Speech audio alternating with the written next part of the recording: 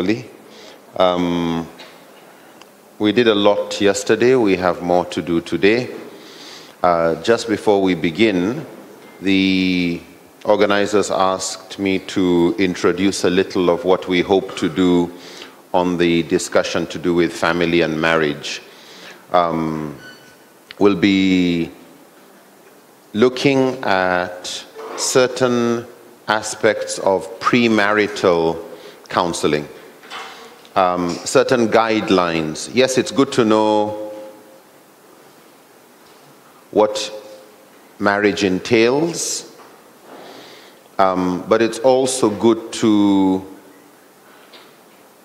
see how to prepare both what you're looking for and what you need to be for a successful marriage. There's no guarantees in life, not in friendship, not in marriage, but you can up your chances. You can take a calculated risk. Just like a job. You can love a job, go into it, and it doesn't work for you. But there are certain things you could do before you agree to work in a place that increases the chances of your spending a good time and having a good time in that particular job or line or profession. So we'll look at things that we should know about ourselves as we prepare to get married, for those who are not, or for those who are married but you have people who you could advise. We'll look at certain questions that people who are planning to get married should sincerely ask themselves. We'll look at 4 or 5 questions that are good to remember. These questions are loaded questions. They summarize a lot. They're simple questions. For example, is she the kind of person you would want your daughter to become? Is he the kind of person you would want your son to become? And if your answer is a definite no, you'd like to find out why. If your answer is a yes, why? We'll look at questions that try to bypass the distractions of beauty, of short-term assessment, to try and really find whether you like and respect this person, as opposed to what usually happens where you are high on vasopressin and oxytocin. These are just hormones that put us in the feeling of we're in love. It makes it blind, it clouds our judgment, it's useful, it feels nice. But how do you make sure it doesn't make you a bad judge of how ready you are or whether the other person is ready? We'll look at the questions of compatibility. What kind of compatibility matters? There's very superficial compatibility. We like similar foods, we like the same movies, we like similar sports, that's very superficial and has really nothing to add to your marriage. At least from those who have been studying marriages for decades. But there are certain deeper types of compatibility that are tied to the kind of needs that pull you in life. Those type of things that determine the kind of things you like to study and spend your time talking about. The kind of inner needs that determines the type of books you have on your bookshelf. The kind of inner needs that has kept a particular type of friend around you, or that drives certain friends away from you. So we'll look at some of those deeper compatibilities because it helps you understand the kind of person you actually are and why, with some friends, if you meet them every day, you're never bored of them. If you meet them once a year, when you reconnect, it's as if you hadn't been away. And you just carry on from where you stopped. There's some people, it's not like that. Yeah. You don't want to spend more than 5 minutes with them. And you honestly don't know why. They're nice people, but after the greetings and maybe the weather and the economy, there's nothing to discuss. So look at deeper levels of compatibility and how they generally influence the kind of relationships that we are able to sustain. And those relationships that seem to continue effortlessly. With no effort, you're not involved, there's no effort in keeping this relationship. But there are some types of relationships where there's a lot of effort needed. Yeah, and it's worth it. We'll look at the rights and responsibilities in marriage and why most marital problems have very little to do with rights and responsibilities and fiqh and Islamic law. The moment you even start asking, in Islam, am I actually responsible for this? Why? Because in our marital problem, we have an issue with this. The moment you start asking those questions, your marriage is often on the rocks. The moment you start resorting to legality and not mutual respect, not trust, not kindness and consideration, the moment you move from mawadda and rahma and you start talking of justice, then you've got a problem. However, it's good to know justice and what's expected, just like in any job, so that you know how to protect the boundaries and you're not doing injustice inadvertently. We'll look at divorce. Sometimes it's inevitable. A marriage is going to break. And in some societies, the percent is so high, 30%, sometimes more. What does that mean? It means if you attend 3 weddings, 1 is definitely breaking. And if you've got 9 friends, 3 of them would be experiencing divorce. 6 may not experience divorce, but another 3 may experience problems in marriage. Whichever one it is, especially if you're in da'wah, you're expected to help. You're expected to help in the 3 that will be divorced. You're expected to help in the 3 that won't be. At the same time, make sure yours doesn't join the first group or the second. But whether yours belongs to category 1 or 2, or whether you're going to help people who are going through one of the categories, if there is going to be a divorce, how do you manage it well to make sure there's no unnecessary collateral damage?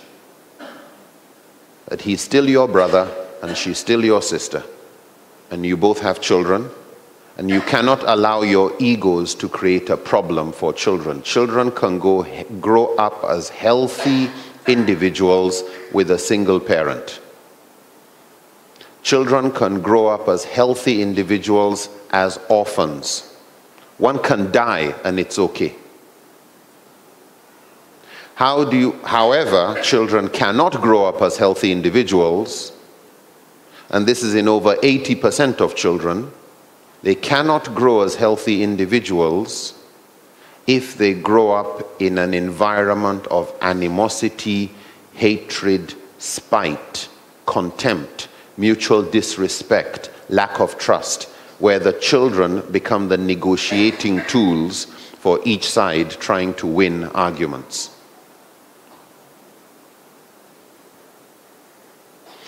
There was a research done by an Australian whose area of specialization is serial killers. What an exciting area. He studies serial killers from all over the world, meets them, tries to profile them, tries to understand their background. At the end of his study, he said, I have not met one serial killer that did not come from a broken home. Not one. He says we're lucky that not everybody who comes from a broken home becomes a serial killer. But what do they become?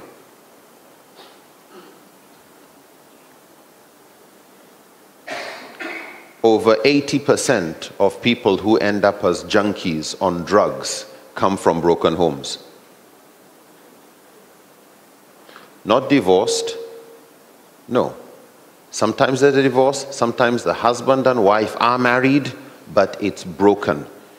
You grew a child in a hell of a condition, and you sometimes were using the children as your excuse to stay married. For the sake of the children, people stay married, even though you've created a hell for them. So there are times when actually separating is better than staying married. Put cultural, what will people say, aside. Put you, your spouse, your children, and your creator. And you'll go back. Your children didn't choose you. They're a gift to you. You also didn't choose them, but you are instrumental and responsible for handling their needs. So we'll look at the area of managing divorce. We'll look at also the issue of conflict within marriage. Marriages with the highest divorce rates by year 3 and 4 are actually those marriages that had the minimum amount of conflict in year 1 and 2. I repeat, the marriages that had the highest divorce rates in year 3 and 4 had the least amount of conflict in year 1 and 2. It transpires conflict, disagreement is critical to the success of a marriage. Sounds like rubbish, right? Yeah. But the disagreement is a measure of openness.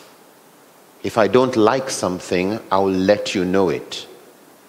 How much I don't like it, you may only know it through my volume, through my tears, through how intense it is, but at least I allowed you to know me better.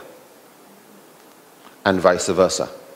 It's called conflict, it's called disagreement, it's called an argument, it's called a little fighting. We're not talking about physical abuse, no.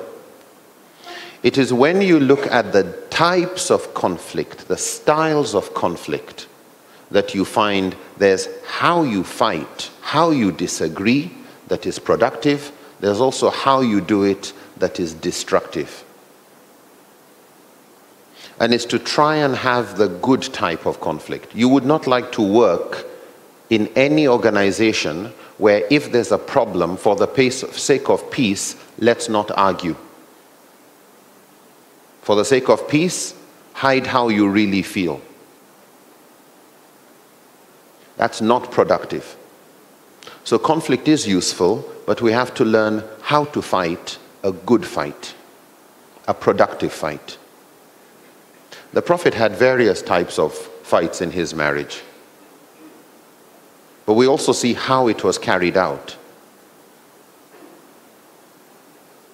Once when he was joking with Aisha, and he told her, I know when you're angry with me and when you're not. She said, how? He said, when you are angry with me, you say, I swear by the Lord of Ibrahim. And when you're happy with me, you say, I swear by the Lord of Muhammad. And she laughed and she said, yes, you're right. However, she said something that was really interesting. Even when I swear by the Lord of Ibrahim, I have never lost any amount of love I have for you. Yeah. That, yes, we've got a little fight going on, and Lord of this, Lord of that, yeah. But there's a stability, and that is being communicated. So, yes, you can fight, but you know, it's just a surface issue. Yeah, it's not threatening. It's just us understanding each other better.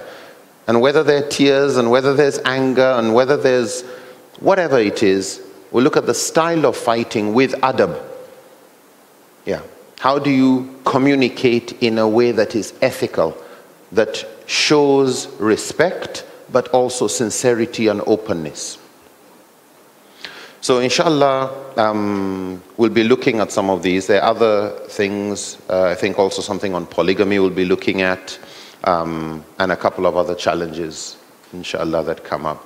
So I hope that summarizes what the organizers wanted us to just briefly inform you of content, so to speak, of the kind of things we'll be looking at, inshallah.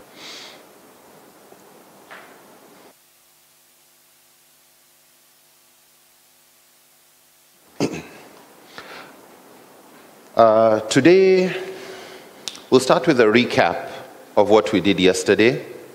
Yesterday, we discussed about usulul fiqh. We discussed why it is important.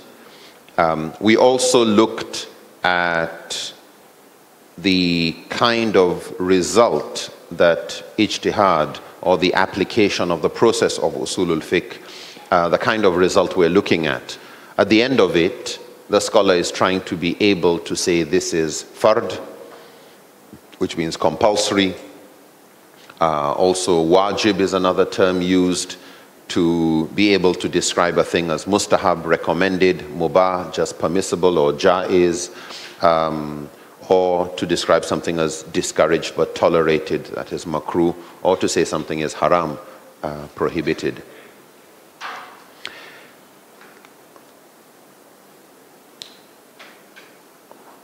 I'd like to ask anyone, how would you define usulul fiqh? What do you understand? Let me put one sentence. So when I point to you, just give me one sentence so that by the time we've heard everybody's sentences, we've got our definition. Are we okay with that? So think of one sentence that to you summarizes what usulul fiqh is.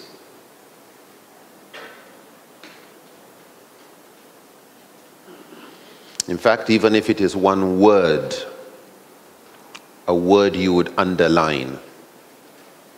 Anybody? Yes, please. Excellent. Methodology, a method of arriving at a fatwa. Excellent. Anybody else?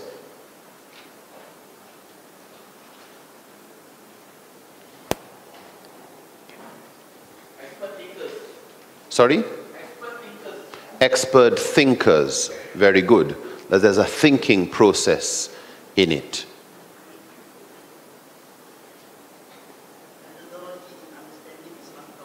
Very good. The methodology of understanding Islamic law. Good. So it's not just the law, but the understanding of it. Any other words?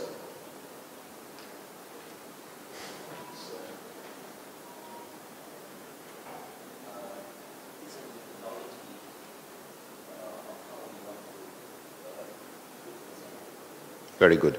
A methodology of how scholars try to represent the Prophet ﷺ. You know, the hadith where the Prophet said, Al-ulama warathatul anbiya, that the ulama are the inheritors of the prophets. In other words, they carry on this function even though they are not prophets. So this issue of giving fatwa, you have to learn the methodology. So very good. Yes, sister.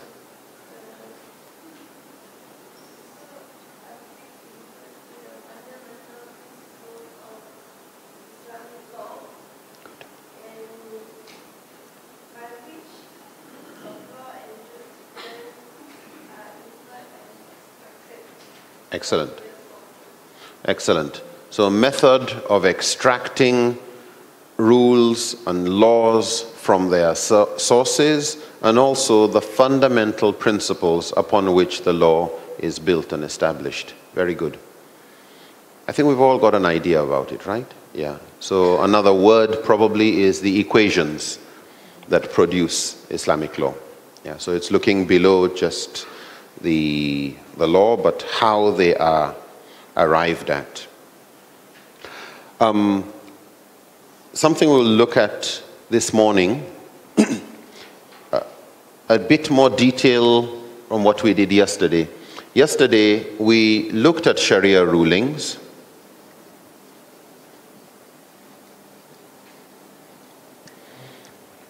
What they call the Ahkam Sharia. And we said there were 5. Can anyone remind us? Fard, which means?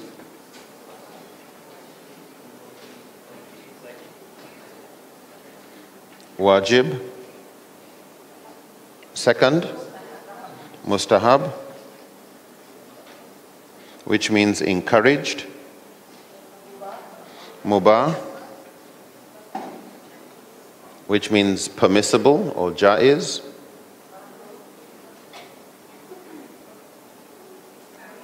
Discouraged, haram.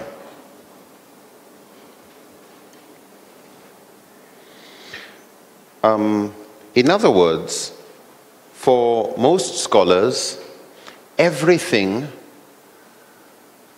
if it's to be judged from a Sharia perspective, would be judged according to one of these. In other words, something is either fard or wajib, or it is mustahab, or it is mubah, or it is makruh, or it is haram. It's one of these 5. There's nothing else.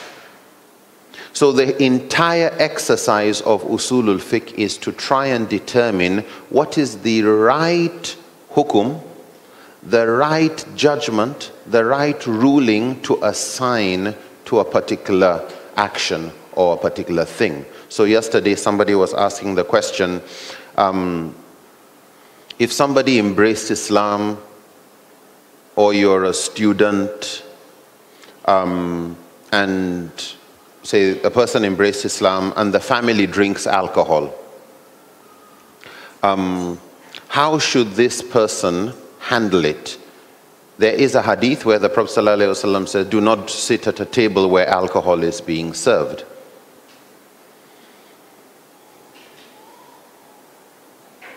So what about the case of the convert? Would this be a case where there's an exception?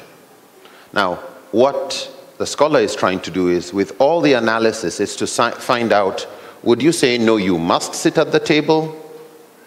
It's a good thing to sit at the table. It's okay if you sit at the table. If you don't, no problem. It's discouraged to sit at the table, or it's prohibited and haram to sit at the table. In other words, it's one of these. Hanafi scholars, however, say this is too simple. There should be 7 categories. And so they have fard, wajib,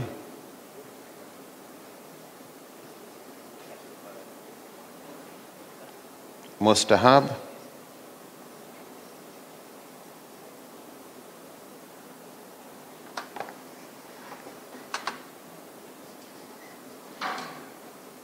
mubah, makruh, tanzihi, makruh, tahrimi, and haram. The 2 additions, whereas for the others, sorry, these 2 are the same category and these 2 are the same category. For the Hanafis, they distinguish between fard and wajib. We will look at more details about how and why later. Excuse me. But briefly, it's to do with certainty.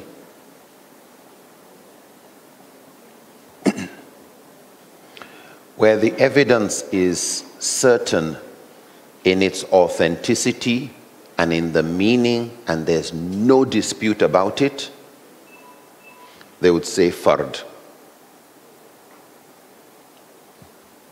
Which means they would only accept Quran and what is called Sunnah Mutawatir, multiple chained hadith. Hadith that come from so many different Sahaba that it is impossible for this hadith to be weak, to be under question. And whatever the hadith is saying or whatever the verse of the Quran is saying, it is so clear that there's no differing opinions. When they have that level of certainty, they call it fard. Where it comes from qiyas or ijma or a single chain hadith, some other thing where they can't say it's absolutely true. They are sure about it, but not yet certain. Then they would say wajib. And the opposite of fard for them is haram. The opposite of wajib is makruh tahrimi. So makruh tahrimi is still haram, but not with the kind of evidence that gives the certainty as you would find with something that is haram. So we'll come to some of these things soon. But this is important because you could find, for example, a scholar using this criteria and saying a woman wearing her hijab is fard, which is the same as wajib. A scholar here saying a woman wearing her hijab is wajib, not fard. So what do they mean? It's tied to where are they getting their evidence from, and how explicitly clear is that evidence.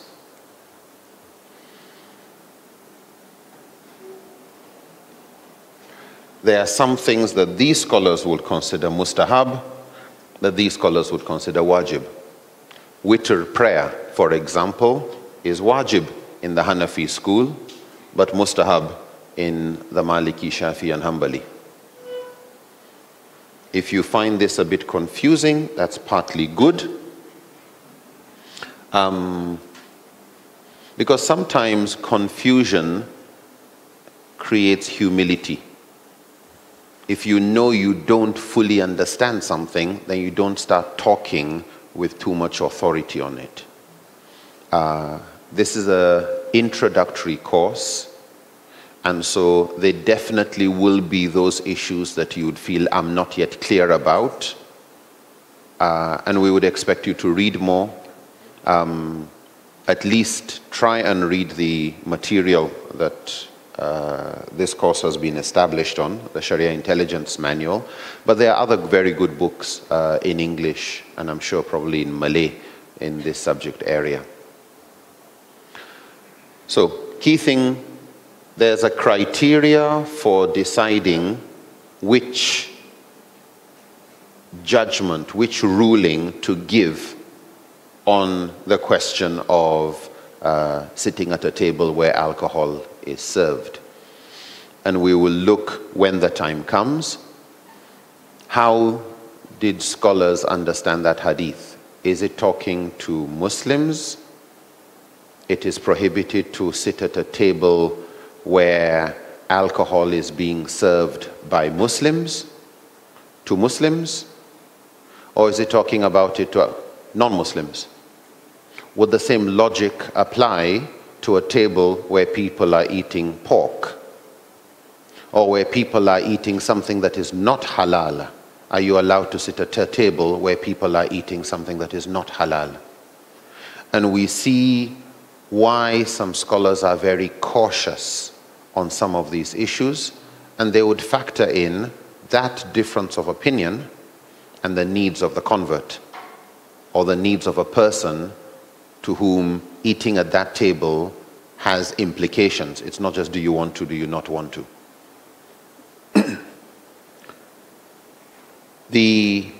So Just remember, at the end of your equation, the answer is to be one of these.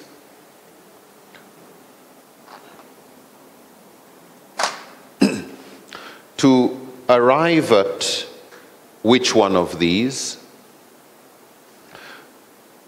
scholars would like to use certain tools. These are the variables that are used in the equations. So sometimes these are called sources of Sharia.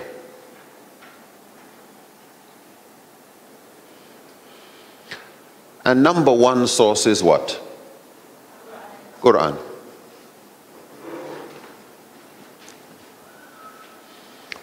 Quran, the word of Allah to mankind, and the last revelation until the day of judgment. But there's something to remember about the Quran. And this we will touch very briefly.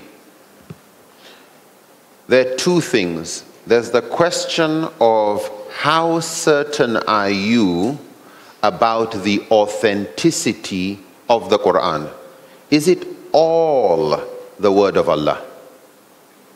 Or is there some difference of opinion? In that regard, there's what the scholars describe as the Uthmani version of the Quran. This is the version that came down through multiple chains. So many people memorized it directly from the Prophet and got it from his dictation, and that passed on in writing and in memory from one generation to the other until today. That version of the Quran is the one that all Muslims use. If you see anybody reciting Quran anywhere in the world, they're reciting from what's called the Uthmani version of the Quran. It's called Uthmani because it was at the time of Uthman that multiple copies were prepared and sent to various centers of Islam, just so as everybody has no doubt about what actually the Quran says. So regarding authenticity, the historical credibility, all Muslims have no problem with the Quran. There are some versions of the Quran. You would hear people talk about Ibn Mas'ud's version of the Quran. And verses where Ibn Mas'ud had a different word for a particular phrasing. Because nobody else agreed with Ibn Mas'ud, it is not mutawatir. It is treated similar to a single chain hadith. We'll come to this single chain, multiple chain soon. But the key thing is, it is treated the same way as hadith are treated. Some just reject it outright because it contradicts mutawatir. And if this is what was said, then this cannot be what was said. So they don't even treat it as credible. The Hanafis, however, look at it as, well, it is at least Ibn Mas'ud's opinion. So in that sense, you can say the opinion of a Sahabi. However, if the Sahabi is not saying it's his own, that he is saying this is the word of Allah, and we know definitely what the word of Allah is, then the majority will say, sorry, we don't take it. So for the purpose of authenticity, the Quran we use is mutawatir, meaning multiple chains of narrations. The evidence is so overwhelming that it is impossible for it to have been forged, for it to be a fabrication. That's with the Quran. Regarding, we're talking of that as the source. Regarding, would there be difference of opinion about the information from the Quran? There are those statements in the Quran that are clear and no Muslim argues about. There's God, there's a hereafter, etc., etc. We should pray, we should fast in Ramadan, we should stand for justice, not steal, no murder, no zina, no this, no that, etc., etc. So there are a lot of things that are very clear in the Quran, and there's no difference of opinion. Then there are those things that are open to differing opinions. Either because they belong to the mutashabihat, they are allegorical, they are open to differing opinions, they are dhanni in their dilala, that is, they are presumptuous. I think it means this. And those are the verses where when you are reading the tafasir, you will find different people explaining a particular verse in a different way. So we'll come to those two differences. But the key thing is to understand that the Quran is a source of undisputed authenticity. Nobody argues about what is called the thubut or wurud. This is the historical.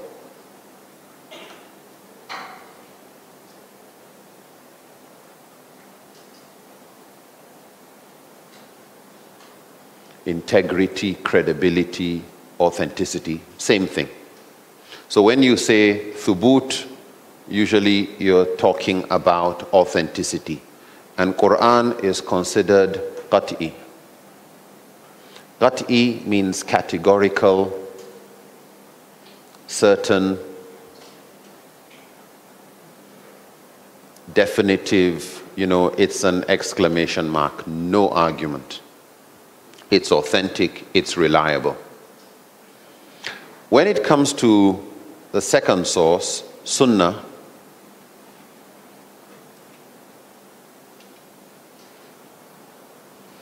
we follow Quran and Sunnah, but the most authoritative source of the Sunnah is Hadith. Sunnah is what we get from Hadith. Some people use the word Sunnah and Hadith as simultaneously. Okay? But you can say this prayer or this fasting is Sunnah. You don't say this fasting is Hadith. Hadith is the narration. And by studying the narration, you get the Sunnah. So Hadith is a carrier of the Sunnah. By studying the Hadith, the Prophet said, the Prophet did, somebody said, somebody did, and the Prophet saw, and this is how he responded or didn't respond, we get to understand the tradition of the Prophet ﷺ. So some call the Sunnah the practice or the tradition. His do's, his don'ts, what he says, what he did, what he approved of, either by what he was silent about or any other means. And the hadith are the narrations.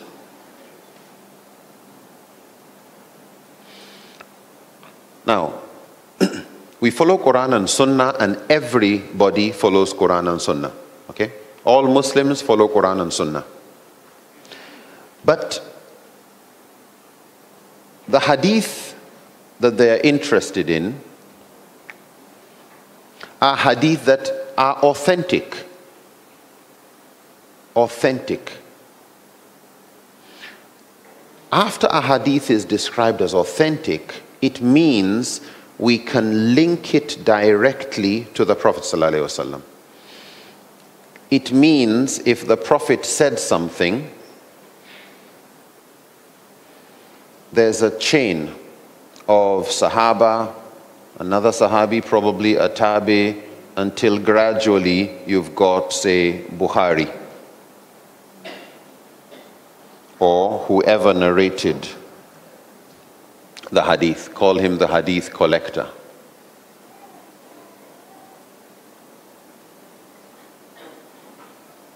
Or hadith authenticator. Number one, they want to make sure there is a chain. There is a chain. That there is somebody who got it from somebody who got it from somebody. Not just, I think. Or the Prophet said, yeah, but you didn't see the Prophet, right? No, I didn't. So how did you get it? We need a chain. We need eyewitnesses. We need those who, there's a Sahaba here who actually did see. There's a student of a Sahaba who might be a Sahaba, say for example, a son of a Sahaba who was there when the Prophet was there, but he was quite young, but he learnt it from his father. Or the Prophet said something in the presence of some of the top Sahaba like Abu Bakr, etc., and somebody heard it from Abu Bakr. Or another Sahaba was not there when the Prophet said it, but he heard it from Umar, for example. So you can get a Sahaba, you can get another Sahaba, you can get a student of a Sahaba who didn't meet the Prophet, or had not embraced Islam at the time, and you carry on through the next generations. This type of hadith, once you have a chain, then you can say the integrity of the people in the chain is trustworthy. Then you also have another chain that is trustworthy, that is also saying exactly the same thing. Let me put a different sign, sorry about this. That is saying exactly the same thing as the other hadith, which means this is corroborating evidence. So that strengthens the first one. And the actual information in the hadith goes in line with other evidence supported by the Quran. It doesn't contradict anything. Usually when it has met this criteria, the scholars are comfortable saying it's a reliable hadith. In other words, you trust the integrity, the moral integrity of the scholar or the people in the chain. You trust their memory in passing the information. They actually met each other. They corroborated the hadith, and the hadith content or matan did not contradict anything else. Then they say the hadith is sahih. So you can have a hadith that is sahih,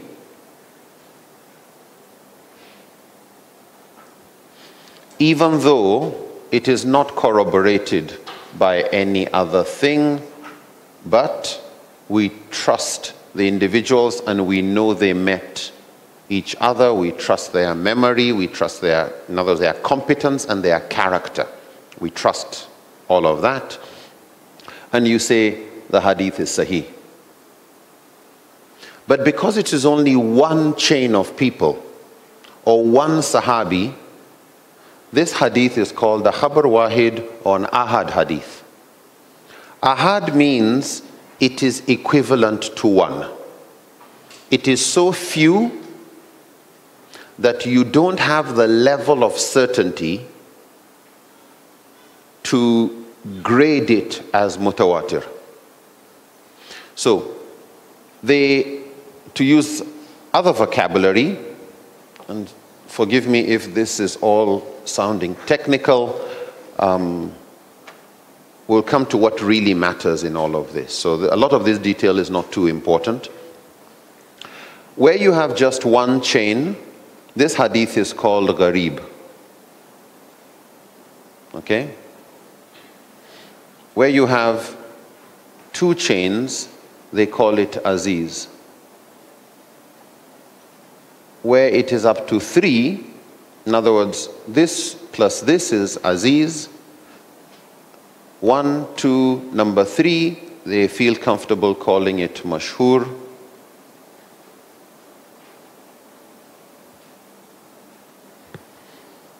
Some would still call 4 mashhur, but many would say anything that is 1, 2, or 3, all this is under what is called ahad, or ahad, A-H-A-D. Sorry. It's equivalent to single. It's all equivalent to approximately 1. What this means is, when a hadith is one chain, because there's nothing else saying it is correct, maybe there was a mistake. Human error. Maybe. Maybe the word used was not exactly the word used. most people, if somebody is quoting another people, would pass on what they understood. Not necessarily word for word. It is, however, when we have another chain that we are now more comfortable saying this and this and this are all word to word, then whoever narrated this actually memorized it and passed on what he understood and what he heard.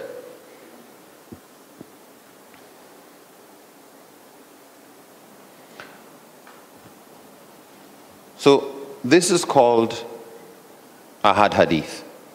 However, when the number of chains of hadith start to increase, now this is a very simplistic diagram. If after a Sahaba there was another chain, after this one there was another chain and another chain, it's still at this point only this person who got it from the Prophet. It doesn't matter how many people got it later. So long as in first generation, second generation, anywhere here, we have only one person we're depending upon for this hadith, it's still Garib. It's still one solitary. Why? You are investing all your trust ultimately in one person. This Sahabi, nobody else, just him.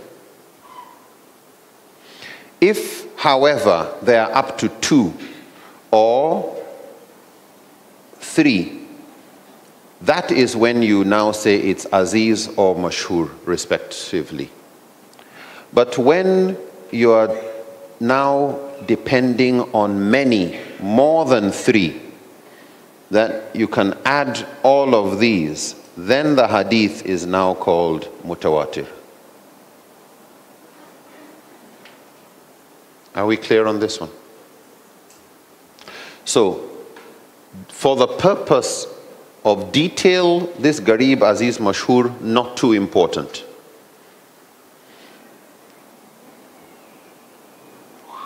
In Hanafi, they can use Mashhur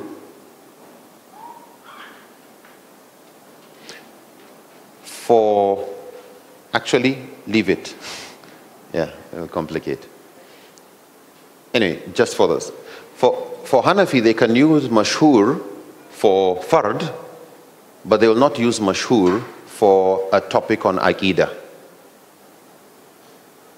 Like, it's sufficiently certain for them to say, come on, 3 different Sahaba said it, what do you mean there's a question mark about it? But it's still 3, it's not yet mutawatir.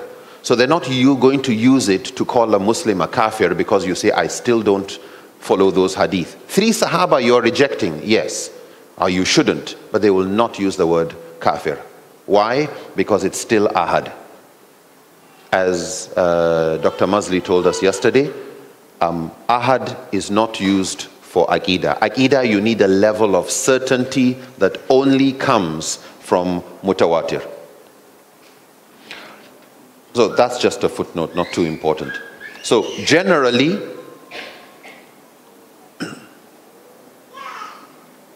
when a hadith, so when you say hadith as a source of Sharia, there's mutawatir and there's ahad.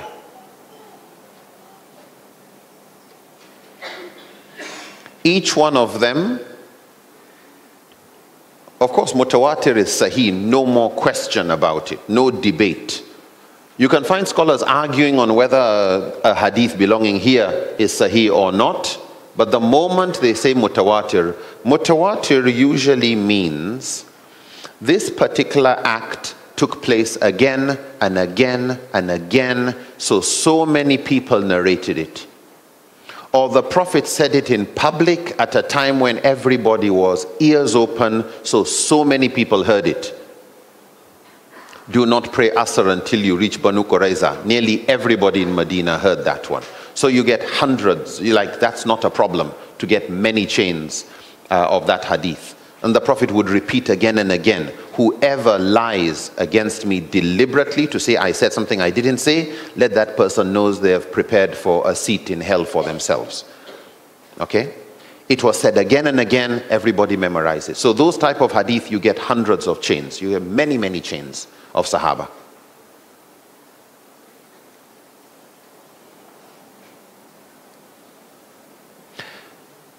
There are hadith that some scholars feel should be mutawatir, but they are not. If something happened in public, and yet you only have 1 or 2 chains of hadith, when the imam makes a mistake in prayer, how should it be corrected? You would expect so many people would know what to do. Do you clap? Do you say tasbih? Do you say subhanallah?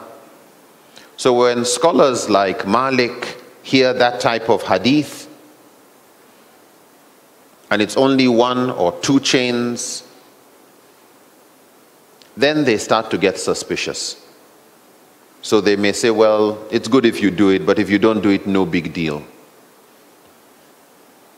So when it comes to how many chains actually make something mutawatir, it is the jurist who is going to decide. The scholar, however, knows, for example, that there was a time where some people were pro-Ali being Caliph number 1. And he knew that there were people who fabricated hadith to try and justify that. Some people fabricated hadith on the other way too. So because there's a reason for people to fabricate on this topic, a scholar decides he will not recognize a hadith on this issue as mutawatir until he can get up to 10 chains of narrators. Are we together? Yeah. So there's no single standard. Mutawatir really just means there's enough chains to remove doubt. So it's not really, is it 3, is it 5? It's also tied to the topic. And that is why sometimes a scholar may say, this is mutawatir, another says, I don't think so. But once they consider it mutawatir, it means from their criteria, they are 100% certain it could not have been fabricated. It has greater weight if the chains came from different places. In other words, there was no way these people could have collaborated. Yeah, so it's independent chains adding more weight. So when it comes to mutawatir, mutawatir is also treated as qat'i. Certain, definitive, no lies about it. Ahad, however, is treated as dhanni. Dhanni means presumption.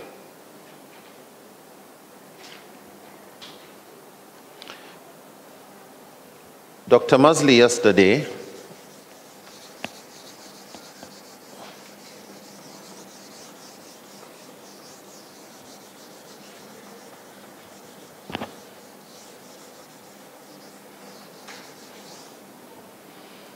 described different levels of certainty and doubt. There's where you know what you call wishful thinking, baseless assumption, that's called waham. Okay? That's just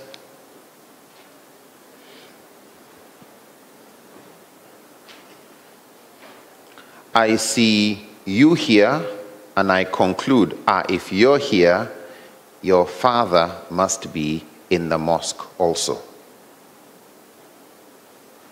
It doesn't prove anything. It doesn't prove my father is in KL. It doesn't prove my father is anywhere. It doesn't prove my father is alive. It doesn't prove anything. That kind of evidence is too weak to say your father must be in the mosque since you are in the mosque. If I was 2 years old then probably there's some weight to what you're saying. Are we together? So waham simply just is baseless, wishful thinking. It's completely uncertain.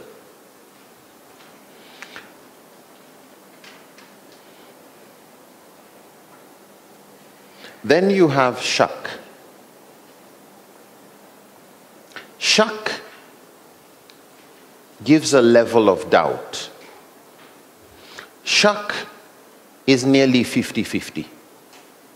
Shak means it's probable, it's likely, not highly likely, just possible.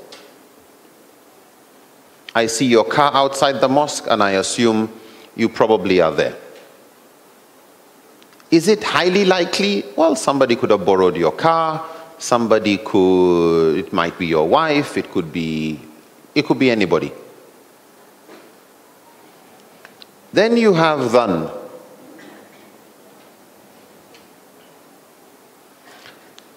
Dhan is where I see your car outside the mosque and I recognize your shoes. This is not 50-50 anymore. It's highly likely you are in. And it's the wedding of a friend of yours. So I also expect you to be there. It's no guarantee, but it's more likely to be true. Then, yaqeen.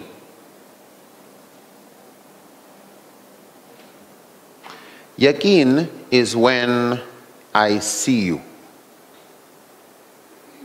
Okay? Doubt removed.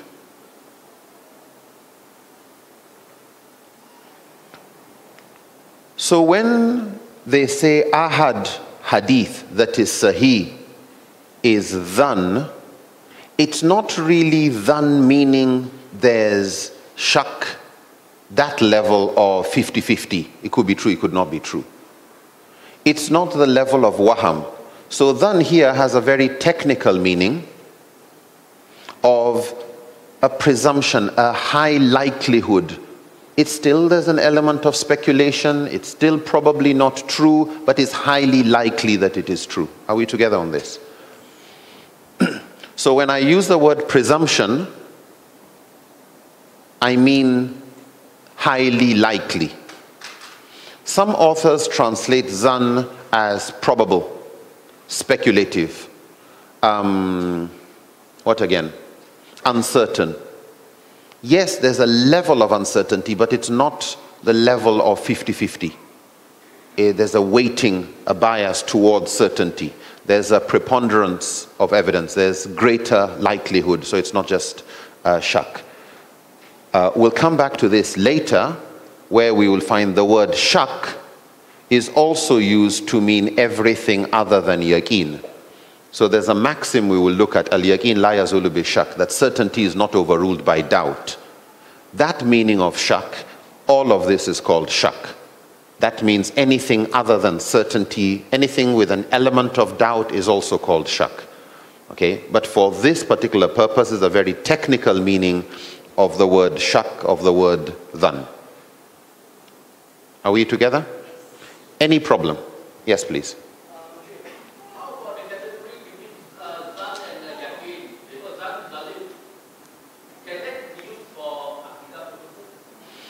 For most scholars, some among the Hanbali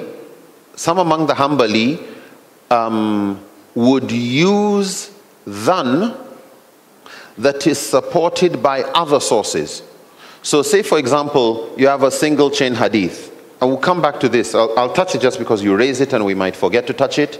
You have a single chain hadith saying something. On its own, it's just dhan. Okay? It's just dhan. However, it is supported by another dhan interpretation of the Quran. It is supported by another logic of qiyas. It is supported by amal of Medina. It is supported by ijma. It's supported by other things. It's still dhan. It hasn't given you yaqeen, but as you can of course guess, there is something between dhan and yaqeen.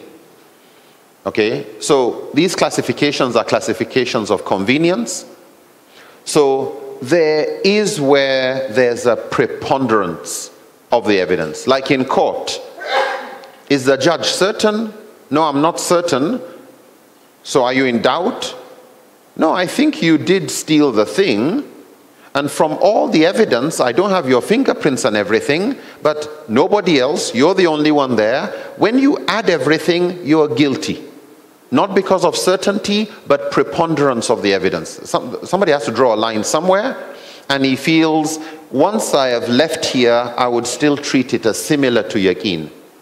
So you do find some of the scholars, Ibn Hazm, even in the Shia school of thought, they treat ahad hadith, like in Zahiri, Albani. This created a problem between Nasruddin Albani and some of the other scholars, where a single chain hadith that is backed by something is treated for Aqidah. Whereas most will say, no way. Aqidah must come from Mutawatir or Quran. And it should be Qat'id Dilala. Qat'id Dilala means clear, categorical, no two meanings, just one meaning. And no question of doubt, it's yaqeen. It's not anything less. So these are, when you say according to Quran and Sunnah, for the jurists, for the mujtahid, those involved in ijtihad, they still want to know what type of sunnah, because not every sunnah can be used for everything.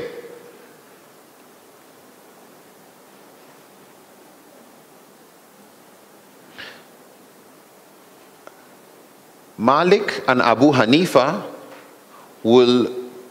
can use mutawatir for fard and haram. Malik and Abu Hanifa will not use ahad hadith on its own to say something is haram. On its own. Especially if they've got other evidences that challenge that. And we'll come back to that. We'll look at more examples later. Another source of Sharia, of rulings. Now, before we even go elsewhere, the Quran and Sunnah are tools that were left for us by the Prophet ﷺ. So no school of thought questions the use of the Quran and Sunnah. But put yourself into the shoes of the Sahaba. Okay? Just imagine you're the Sahaba. The Prophet has passed away. We have the Quran, and we have all these people who know what the Prophet said, and they saw what the Prophet did. And you want to decide on something.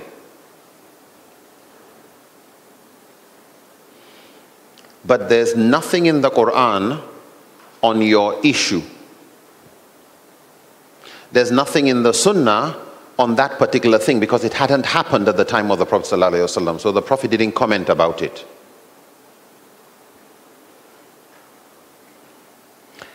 How would you decide?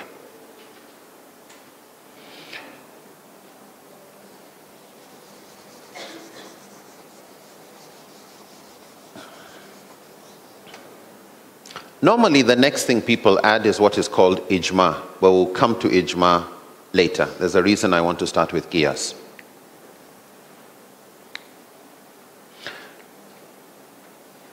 You know from the Quran, for example, that alcohol is prohibited because it intoxicates.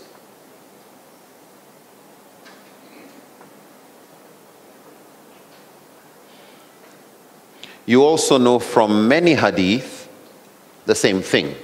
The Quran, that alcohol was poured out, alcohol is prohibited because it intoxicates. But you're living at the time of Sahaba, and people come with a new thing called cocaine, for example. or some new ecstasy or whatever it is. You know, the Quran and Sunnah did not directly address heroin or cocaine, but you know why alcohol was prohibited. So you decide to do a logical exercise. Why are you doing it?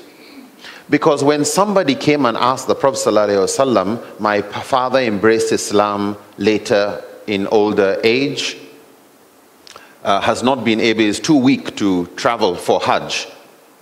Can I do Hajj on behalf of the elderly father? And the Prophet ﷺ said, if there was a debt that your father was to pay, would it be okay for you to do the same?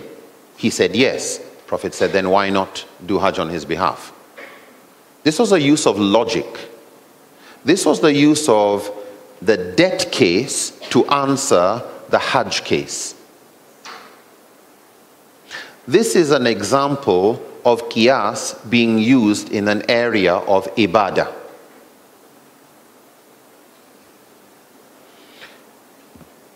The Prophet ﷺ said, when somebody has proposed marriage, for example, to a woman, don't you, handsome guy, who has suddenly become bold because somebody else has spoken to her, now you want to go and speak up, and you tell her, actually, I'm also interested in you. Why? That will break brotherhood. It'll create, I mean, you see Indian movies and everything, they end up killing each other, and sometimes everybody dies, and blah, blah. So, scholars look at that type of thing and say, if that is prohibited because it'll break brotherhood, then if you come to buy a car, the same logic would apply. Let me decide whether I'm buying or not buying before you come in. Is it understood? Even though the actual hadith on the topic was not to do with buying a car. A man came and complained to the Prophet ﷺ that his wife has delivered a child that is darker skinned, and he wants to get suspicious. Should he take it as his child or not? The Prophet asked him, do you keep camels? Yes. And when the camels give birth, don't you see sometimes what in biology they will call a recessive gene? You know, another color coming out when you kind of like, where did this color come in the flock of camel or in the herd? And he said, yes. And the Prophet said, then the same thing for you. There wasn't wahi to answer his question. There was a logic. So, scholars, Sahaba, saw the Prophet using that kind of logic. Not just he did the logic quietly and gave them the answer, but he explained to them how he arrived at the answer. In other words, part of the sunnah is not just the answer, but the equation. Do we understand that? So, qiyas, I'll put it here as number 4. Qiyas, which is reasoning, deductive reasoning or reasoning by analogy, is where you have something is, there's a case A and a case B. And you realize that this case A, alcohol, has a prohibition in it because it intoxicates. You realize there's an intoxicating element in this too. Let's do another.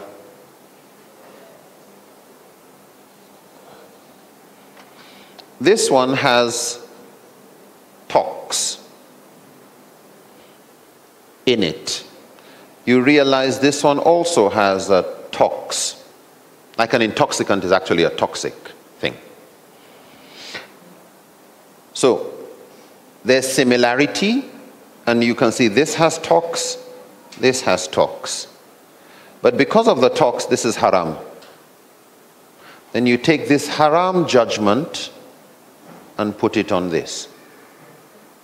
This type of logic is called qiyas. Are we together? So it's really just looking at, this is prohibited for this reason. This reason for prohibition is also found here.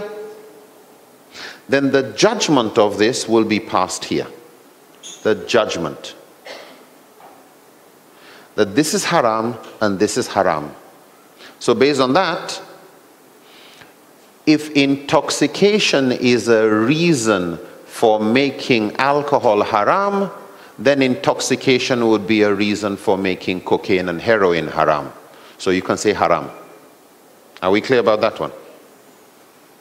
What should be the punishment for alcohol? What should be the punishment for dealing with cocaine? They look at, yes, this is harmful, but this is 10 times more harmful. This punishment cannot be the same as this. So they would not use qiyas for that because it's not the same. This is a lesser offense than this. So qiyas is where you can actually say this and this are the same. This intoxicates, so haram. But this is not as bad as this. So you will not do qiyas when it comes to what will be the punishment. You look for another tool. Maslaha, istihsan. We'll come to these other ways of reaching what to do. So qiyas has to be very specific. Qiyas is where you can actually say this is similar to this in the following ways, sufficiently and fairly enough to pass this judgment onto that. That's qiyas.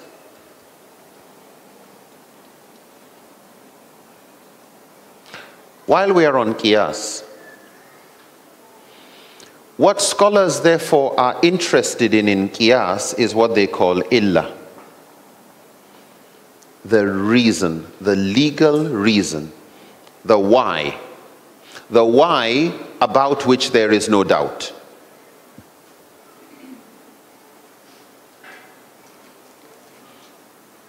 So when somebody says, stop at a traffic light, why? Because there's a red light. Okay. Why should I stop at a red light? Because there's a law. It's even in writing. If you cross the red light, you will be punished. There's a fine. So there's actually a clear law that makes it wrong, and there's a punishment. You could ask, but why is there that law? Why do we have a law saying, what's the wisdom behind the law? So that people don't get hurt. Okay, now you're telling me not just there's a law, so keep the law, but I'm telling you there's a benefit to the law. So that benefit is part of the wisdom, which is called hikmah. So there's a benefit, yes. All right, but I have a big car, and if I move slowly into the road, everybody will have to stop. There's no police around, and I can pass. So I don't see the benefit.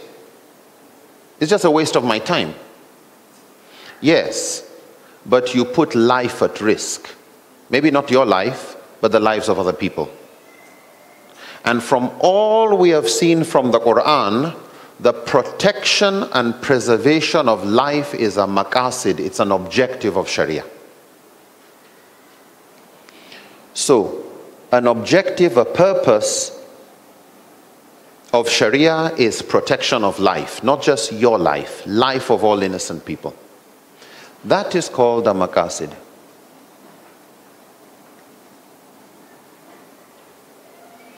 So qiyas, the safest qiyas is usually when you have identified the illah. Why should you be allowed to break your fast when you're traveling? Because there's an illah. There's a verse of the Quran that says if you are sick or you are on a journey, you can break your fast and you refund with the equal number of days you missed. So just like the traffic light, stop at the traffic light, there's a law, you can break your fast because there's a law. We can actually go and show you the ayah. That ayah is the illah. But why does that ayah say when I'm sick or when I'm traveling, I can break my fast? What's the benefit? Just like the traffic light, what's the law there for? Anybody? Why are you allowed to break your fast when you're traveling? Or when you're sick? Okay? So that you don't get worse, to alleviate the difficulty, preserve health also, fine. In other words, there's a benefit of removing harm. There's a benefit of removing harm. You're a bit sick, is it possible that you could get worse? Are you allowed to break your fast because you have a back pain? Somebody says no. When you've got back pain, are you well? No. The Quran says if you are sick, it didn't say psychological, it just says if you are sick. So for some people, I'd rather live the day with hunger than with my back pain. If you say I still have to fast because it's my back pain, but the Quran wants to alleviate harm. It just says if I'm sick, I still need to take my medication every 6 hours or every X number of hours. So careful about saying, no, your medicine doesn't apply. Are you sick? That's the illah. What about if I have a headache?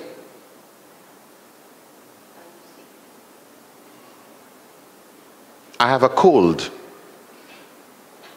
Ouch, I just hurt my toe. Illah is simply saying, if you are not well, if you are sick, and something is wrong with you, you can break your fast. If you're on a journey, are you traveling by camel, by air, by road? If you're on a journey, you can break your fast. So within the schools, for example, within the Shafi'i school, this illah is so powerful. This illah on its own is so powerful that if I am planning to leave today for Penang and the distance amounts to travel, or to Singapore, wherever, I can start breaking my fast before I leave Malaysia. Okay, I can actually have breakfast and then get into the car. Why? Because I have a journey. That is because the illah, the reason for breaking fast, is clear in the law. The Malikis would say the illah is there, but it's not enough. They look at, yeah, but does this illah apply to you? They would like to look at the hikmah behind it. You're to break your fast if you're on a journey. Yes. Why are you allowed to break your fast if you're on a journey? Because the journey may be difficult. Because your sickness may be difficult to, continue, fasting may affect it. Maliki will say, start your journey. When it starts getting difficult, then you break your fast. In other words, yes, you follow the illah if it is still in line with the hikmah. But if you can travel by air from here to Singapore, and you're just sitting in your car and sitting in the airport, okay, maybe a little walking, and then sitting in a plane, and then sitting there, that's not hardship. The reason for the illah doesn't apply to you. So, carry on fasting, but the moment it starts to get difficult, you can break your fast. So, for some scholars, they will look at the illah, others will look at the hikmah also. So you have a difference of opinion starting there. But one thing we will say about qiyas is Sahaba saw the Prophet doing it, Sahaba did it, and so they look at it as a method that is based in the Sunnah. It's a Sunnah methodology. Since the Prophet said, follow my Sunnah and the Sunnah of my rightly guided, the Sahaba, we found the scholars are the Mujtahid scholars, your Hanafi, Shafi, Maliki and others, Hanbali and co, are looking at it as the Prophet used it, the Sahaba used it, we can use it.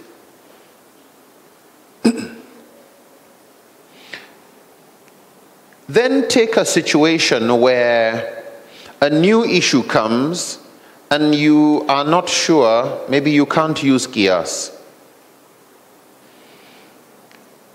But here's the Prophet. But you noticed that everybody, Sahaba,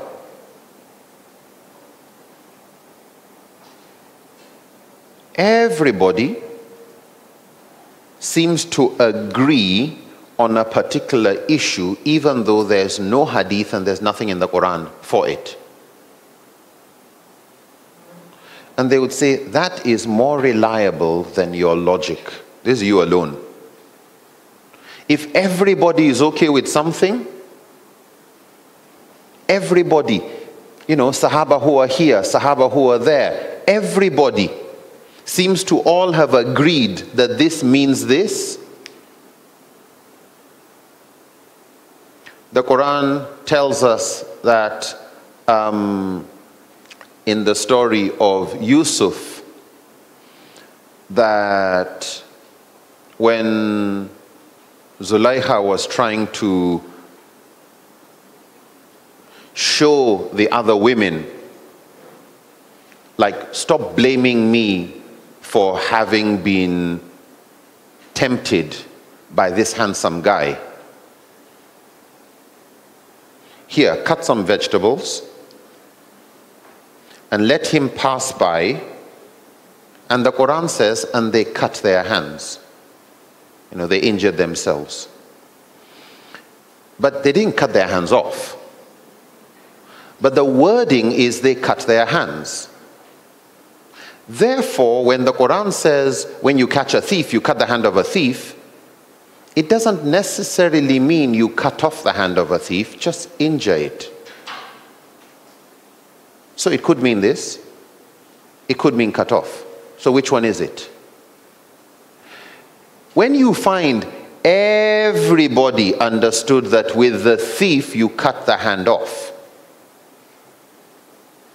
Yes, linguistically this could mean this, and you could say, but this is tafsir of Quran with Quran, so sorry. Everybody understood it to mean this. Then keep your logic and your qiyas and other things aside. That following of consensus is called ijma.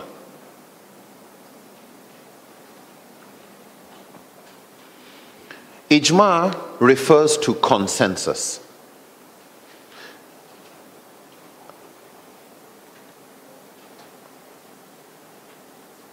Scholars would differ on consensus of whom, but they will all agree if there was an issue of consensus of Sahaba, then definitely that was binding. Why? It doesn't matter how the Sahaba reached the conclusion. Whether it was a verse of the Quran or a hadith that was ambiguous and there was a consensus regarding meaning, so it reduced the dhanni element and gave it a qat'i, a more categorical meaning. So that's one understanding of ijma, that ijma comes in as an explanation of an existing verse, existing hadith. So in that sense, it's not completely independent. There is a verse of the Quran already on the topic, but there's uncertainty regarding the meaning. So ijma brings a stabilizing effect. And this is, I think, is common sense. There's safety in numbers. If everybody agreed this, you would say, then stop arguing with everybody. You must be the ignorant one. So that's ijma. There's another understanding of ijma. Ijma as an independent secondary tool of Sharia. Independent secondary meaning where the Quran is silent and the Sunnah is silent, we will go with ijma. We will go with the opinion of consensus of mujtahid imams. Not any imam. Not non-specialists. But those qualified in ijtihad, if all the scholars of ijtihad, those qualified, it's like all medical professionals agree that the government should do this on this issue, then who are you going to argue with? Wait a minute, any disagreement on vaccinations and their necessity according to the professionals in that area, what you call those who you would say, if anybody was among the knowledgeable, Quran says, فَاسْأَلُوا أَهْلَ ذِكْرِ, right? Ask those who know. Yeah. If these are the people who know and everybody agrees, then who are you arguing with? Some ustaz somewhere? Some engineer? Scholars will like, what's wrong with you? Computer technicians all say, this computer cannot be repaired. Why? The motherboard has been soaked in water. Like, it's not going to work. Your ustaz says, don't worry.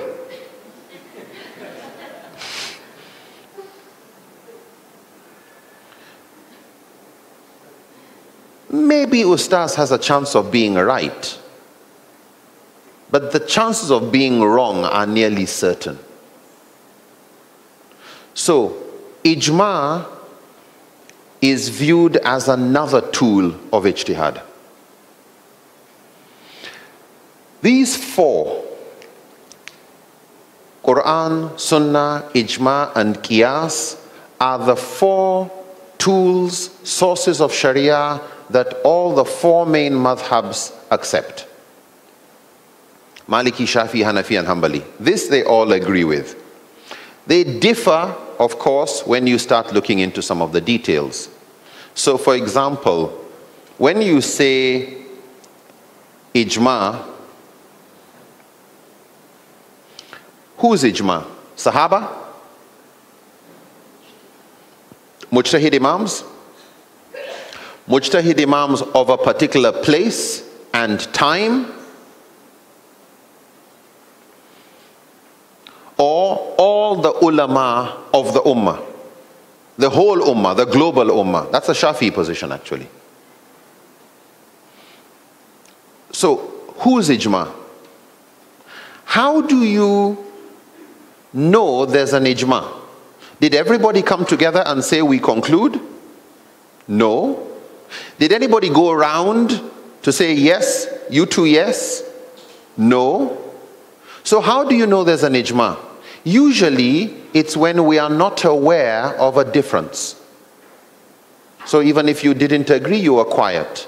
So we conclude that because there's an absent or known absence of conclusion, no absence of dissent and disagreement, then we conclude there must be ijma. It becomes more difficult when you start looking for examples. Because this is where ijma is easily abused. Ijma is used to silence debate. Does everybody agree on something? Yes. And you say, but, or who are you? I'm not talking about you. We have an ijma. Okay? And that's usually meaning that ijma is overwhelming majority in practice. But that's not what the scholars mean by ijma. When they say ijma, they mean complete consensus.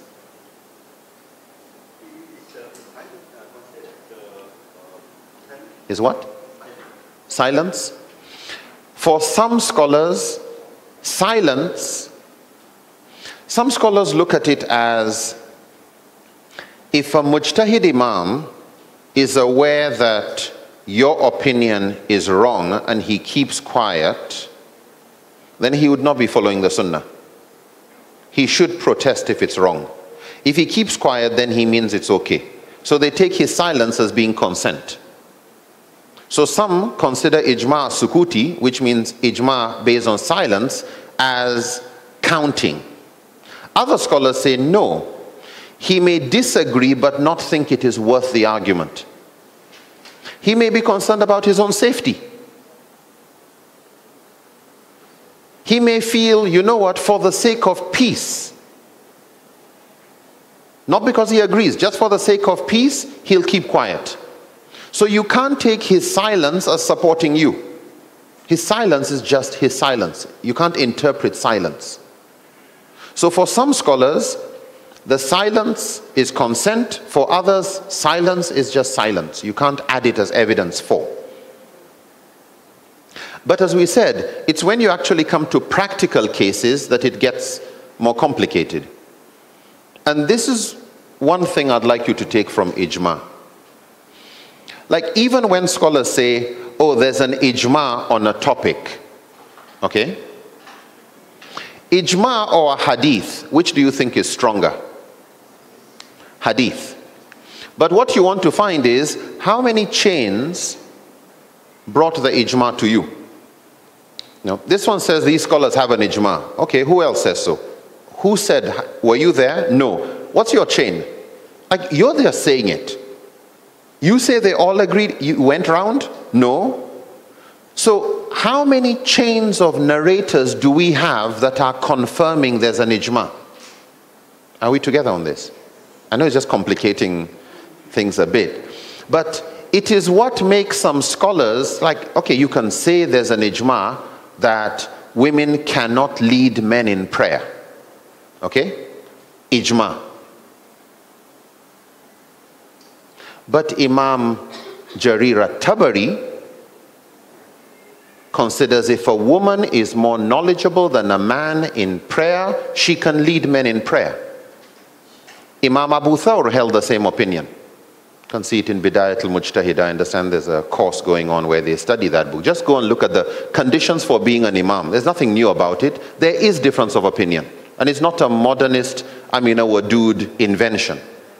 Yeah. It's an old classical disagreement. And who is Imam at-Tabari and who is Abu Thawr? These are mujtahid imams. They're not just any local, you don't know what you're talking about type of imam.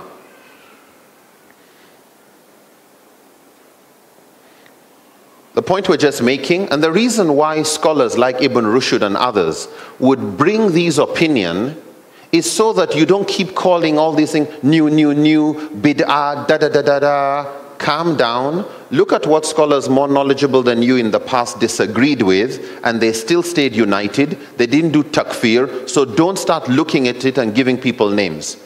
A scholar greater than you held that opinion, so calm down.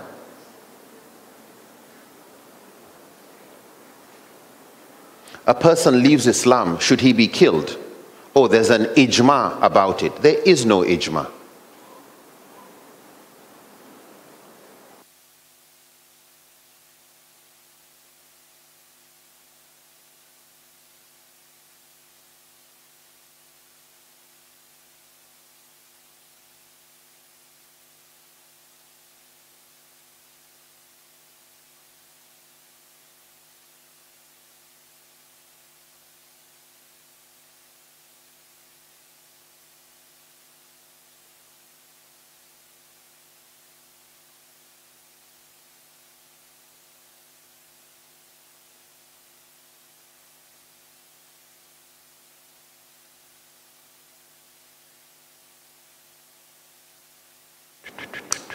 Good. And get back to my noise making. All right. What were we on? Yeah, so some of these scholars, that so long as there's a chance that the person may embrace Islam, may reconsider, don't give him 3 days, don't give him a month, give him a year. Actually, just leave him till there's hope. People like Al-Baji, Abu Walid, is a Maliki scholar, regarded the punishment for apostasy as ta'azir. Ta'azir means it's left to the discretion of the judge. The judge can pardon because the Prophet pardoned. Actually, all the cases of apostasy at the time of the Prophet were pardoned. They were forgiven. Imam Ash-Shawkani says there is not a single authentic hadith that the Prophet killed or ordered the killing of somebody purely because he left Islam. It was he left Islam and he fought the community back in one way. It's not simple apostasy. But the point is, you'll hear, but there's ijma. Ibn Taymiyyah, in classifying the crimes, which is hudud, which is ta'azir, he didn't put apostasy under hudud. The same thing with Ibn Qayyim. Key point is, very often the word ijma, consensus, is used like a sword. It's just to silence debate.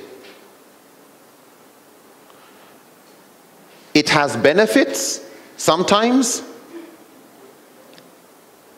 because if majority of scholars say something, then they probably have something they're going with. So don't just push majority aside. But at the same time, don't treat ijma as if it's on the same ranking as Quran or Sunnah.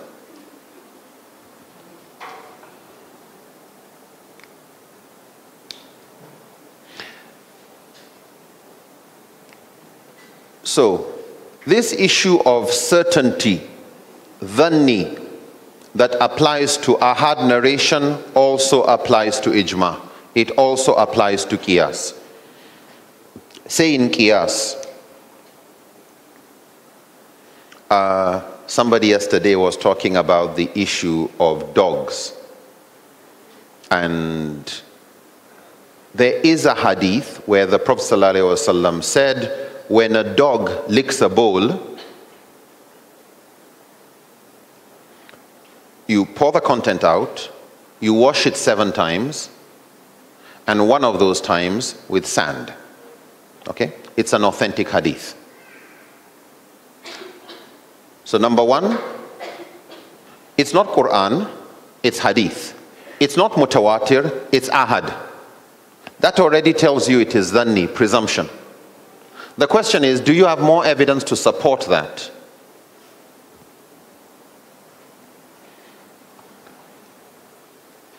For Hanafi scholars, they have what they call athar, the practice of the Sahaba.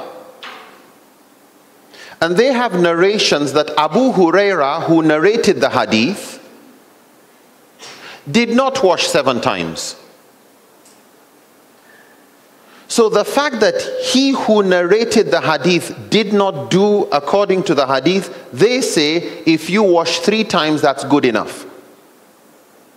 Okay? Even though it says wash 7 times on one of those times. So the Hanafi, just wash. 3 times is good enough. The question is, do you conclude from that hadith that dog saliva is najas, is impure? Now the fact that it says you should wash, and it's even telling you a number of times, whether it's 3, whether it's 7, you wouldn't wash it unless there was something wrong with it. Okay? Common sense. So for some, the fact that you are told to wash it is, and you wash urine, you will wash. So the fact that you are told to wash, for some scholars, like in the Hanbali, in the Hanafi, and in the Shafi, means there's najas. It means dog saliva is najas. So when you say, why should you wash? It's because of dog saliva. So the existence of dog saliva is understood to be like an illah, a reason. How accurate is that? For them, it's accurate enough. Are we okay with the logic? Do we all understand that logic? Yes. If the Prophet says wash 3 times, or 7 times, or just wash, the hadith says 7 times. He wouldn't tell us to wash if there was nothing to wash. It's because the dog licked it. And even though the dog finished licking the water or whatever it is, it left some saliva there. So saliva is impure. That's why you're washing it. Otherwise, there would be no need to wash, especially if you're saying 7 times. Other scholars are not comfortable with that logic. Why? Because the Quran tells us that you are allowed to eat. Among the things you are allowed to eat are the animals that your dogs, your hunting dogs, go and catch. But if a hunting dog catches a rabbit, there will be saliva on the rabbit.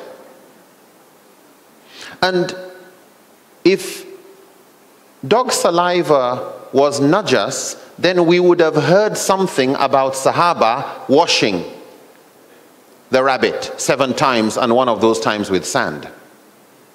Since we have nothing like that, since we have Umar and Amr bin Alas, others, coming to drink water from a pool, there's like a watering hole, where other animals, including wild dogs, drink, and he drank.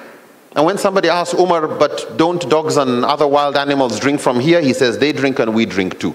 Carry on drinking, like, what's your problem? For the Malikis, if it was najas, this would not carry on. Therefore, there must be another reason why we should wash. Maybe for hygienic reasons, not because of najas. Not ritual impurity. However, because it's an ahad hadith, starting there, they consider it only mustahab to wash, not fard.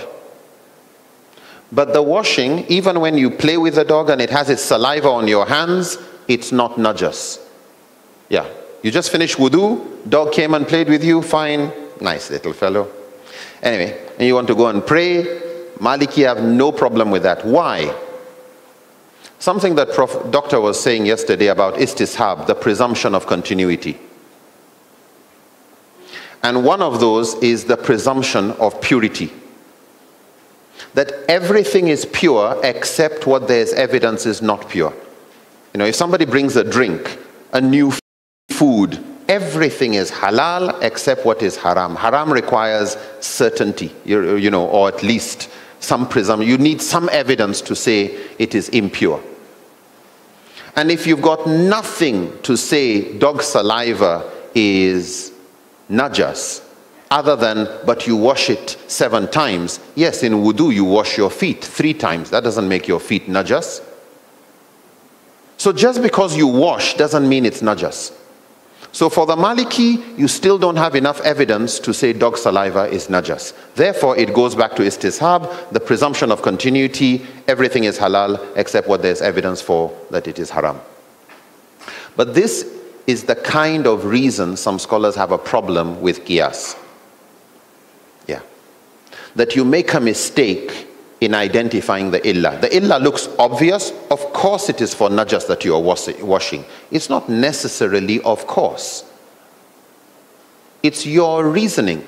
There may be many reasons why something is haram. You've identified one, and you want to start qiyas with that. Maybe there's another reason why it is haram, which you have not identified. So for that type of reason, Abu Hamid al-Ghazali, who's a Shafi'i scholar among others, argue that qiyas only produces dhanni evidence. It's only dhanni. It's presumption. You don't reach a conclusion with qiyas, you reject it, and you call a person a kafir.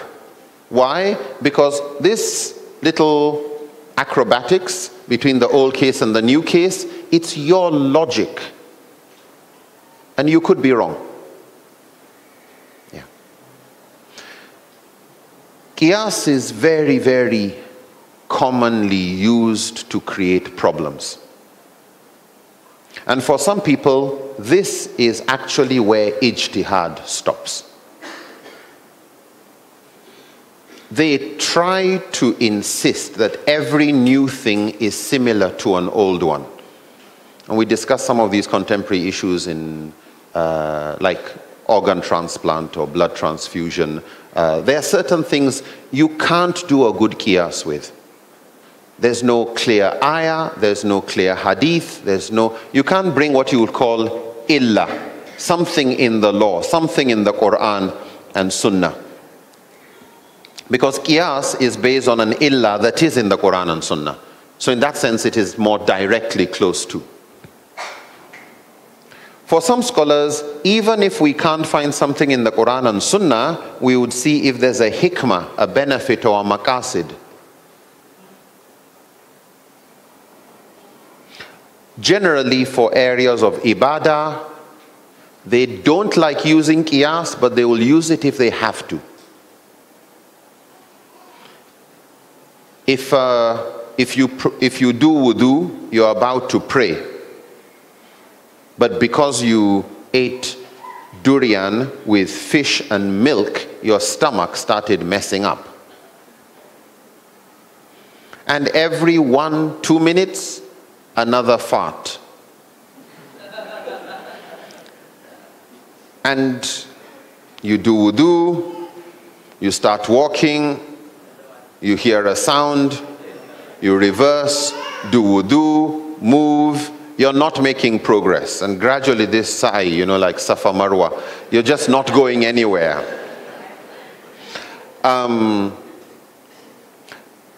What do? It started an hour ago, and it's probably going to carry on for another hour or 2 or more. It's an act of ibadah. You need wudu, but you keep breaking it. Do you just carry on? Do you leave it? You go to the toilet, and it's just more of what has been going on. You get out of the toilet, and it still continues. So what do? So what the scholars do is to look at whether there was a similar case. And they look at women in their menstrual periods. If a period is supposed to end after 5 days, 7 days, whatever's a normal day for a particular woman, but it doesn't stop, the bleeding continues, then there's what you call some days of grace. 10 days, 15 days, depends on the madhab. But after day number 15, for example, and the bleeding doesn't stop, it is no more described as menstrual bleeding. It's described as a wound. And it takes a new judgment. So don't quote. When it's no more, it's now treated as a wound, don't quote any hadith on menstruation. No, menstruation is over. We're now dealing with an illness. We're now dealing with a wound. So go and perform ablution and carry on with your ibadah. So they do analogy and then say, if you keep releasing gas, go and do ablution for a period of grace. 3 times. Some will say once. Some will say, just go and do ablution. If you know it's going to break again, then just for the sake of at least you did some effort, do ablution 3 times. After that, just go and pray. No more Safa Marwa, just go and pray. And whatever is going to happen, let it happen. In prayer, it's no more farting. This is a wound. You're dealing with an illness. The normal hukum no more applies. So they do an analogy, it's a qiyas, by looking at the wisdom. This is no more clear illah. This is not illah. Because if you're going to do the illah, this was to do with blood, this one and that is more permanent, but they look at it as just as that is out of your control, this is also out of your control. Even though that one doesn't say 3 days, so why did you say repeat your wudu? So it's an approximate qiyas, going more with the hikmah than with an illah. Again, it's human, so you will find scholars differing on this type of issue.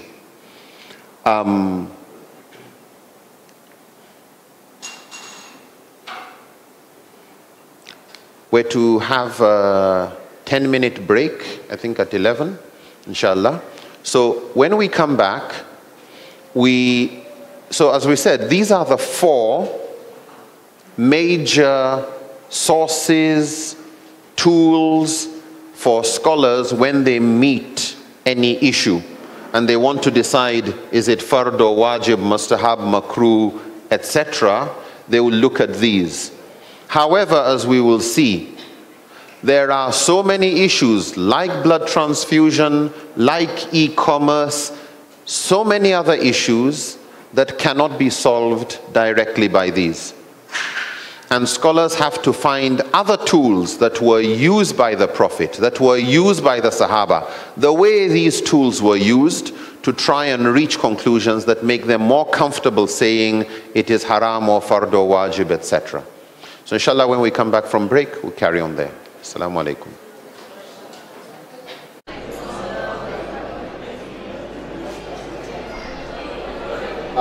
We've been talking about this issue of sources of Sharia, sources of Islamic jurisprudence, and just a recap for now.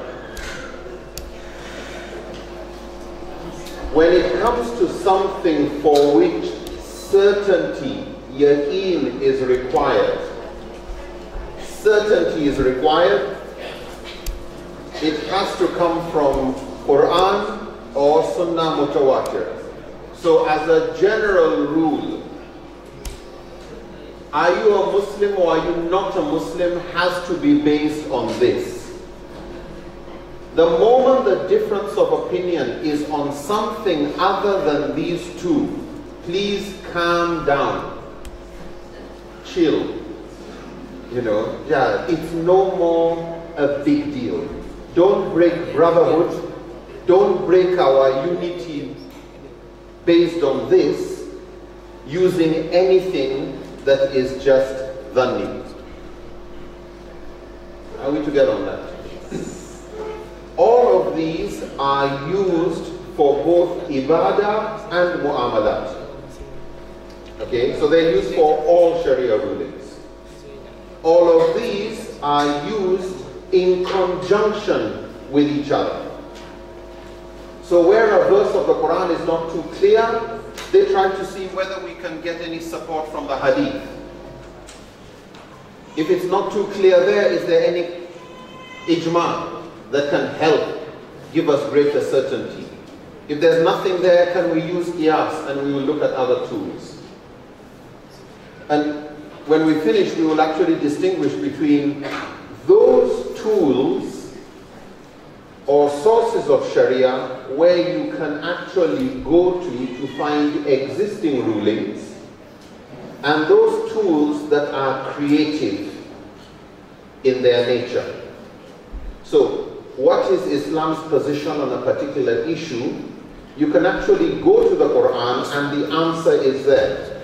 You don't need to start concocting your reasoning, or you don't need to worry yourself. Is there something in the Sunnah? It's either there or it's not there. Is there an ijma on something? There either is or there isn't. And as we've said before, on ijma, one of the problems with ijma is there is no consensus on the definition of ijma. It's like saying there's no ijma on ijma. Yeah, there's no agreement on what ijma actually is, what it constitutes, how is it arrived at, ijma of whom. We counted when reading the differing opinions on ijma about 18 different issues about ijma on which scholars differ. 18. However, if there is an ijma on something, you can go and find it. It's in a book somewhere. You don't have to get creative. Qiyas, you have to get creative. So we'll come later at the difference between those sources of Sharia that require an intelligent mind who can study, identify illah, and how do they become certain that that actually is the illah. There are some illah that are supported by the hikmah and supported by the maqasid. There are some illah that are so obvious that even like they say, even a blind man can see it. The Quran says you should not say uffin to your parents. Okay? But in Arabic, uffin is just a word like, you know. And there are various cultural expressions of, I'm tired, you know, stop disturbing me, talk to the hand, what now? Okay.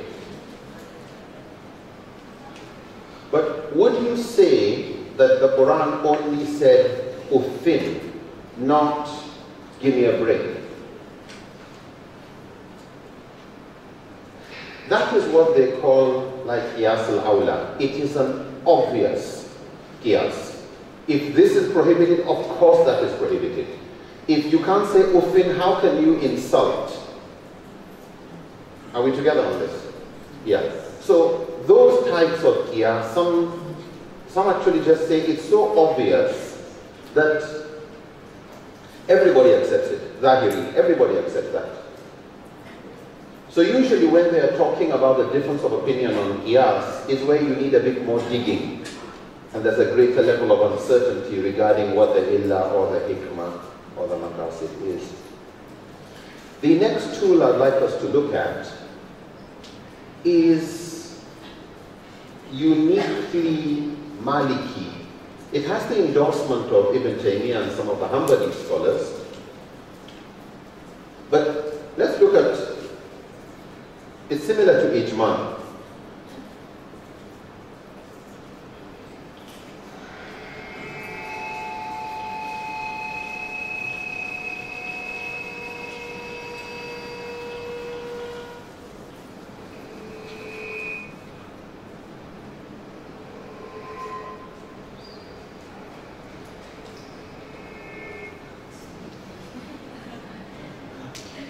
Like Superman and Kryptonite. All right. This fifth one is called the amal, or the praxis, the tradition, like the sunnah, the practice. Ahl al-Madina, the amal or the practice.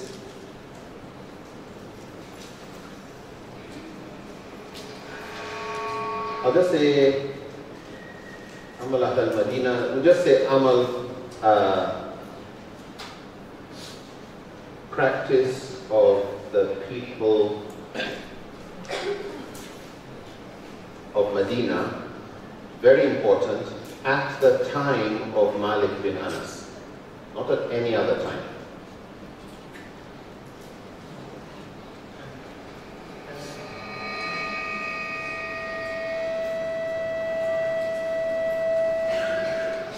The practice of the people of Medina at the time of Imam Malik. Imam Malik, if this is the Prophet ﷺ, you have Imam Malik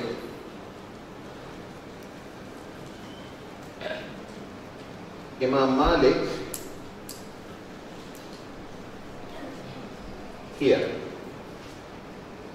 This is the Sahaba. Yeah, Tabi'in. His teachers were students of the Sahaba. Are we together? Yes. So he would get a hadith from Nafi, who got a hadith from Ibn Umar. who said the Prophet did this or said that or whatever. This is just to show the closeness of the generation. Now, Malik, in his reasoning, he grew up in Medina, and there were certain things, there was a way of calling adhan, for example. There were certain things people of Medina did. Some of these things were done from the time of the Prophet, like adhan. For Imam Malik, you don't need to bring me a hadith on how the Prophet did adhan. Why? Because adhan has been called 5 times every day from the time of the Prophet, every day during the time of Sahaba, every day during the time of his teachers. And he heard it too. How the adhan was recited was heard by thousands of people, and they passed it on to another thousands of people who passed it on to his time. How did you measure the amount? What was the sa'i? What was the measure for the amount you pay in, say, Zakatul Fitr or Kafara or something? For Malik, whatever anybody wants to say anywhere, this is what was being used, this mud, this measure that was a standard in Medina, is what was used, and everybody saw it and everybody knew that was what was done.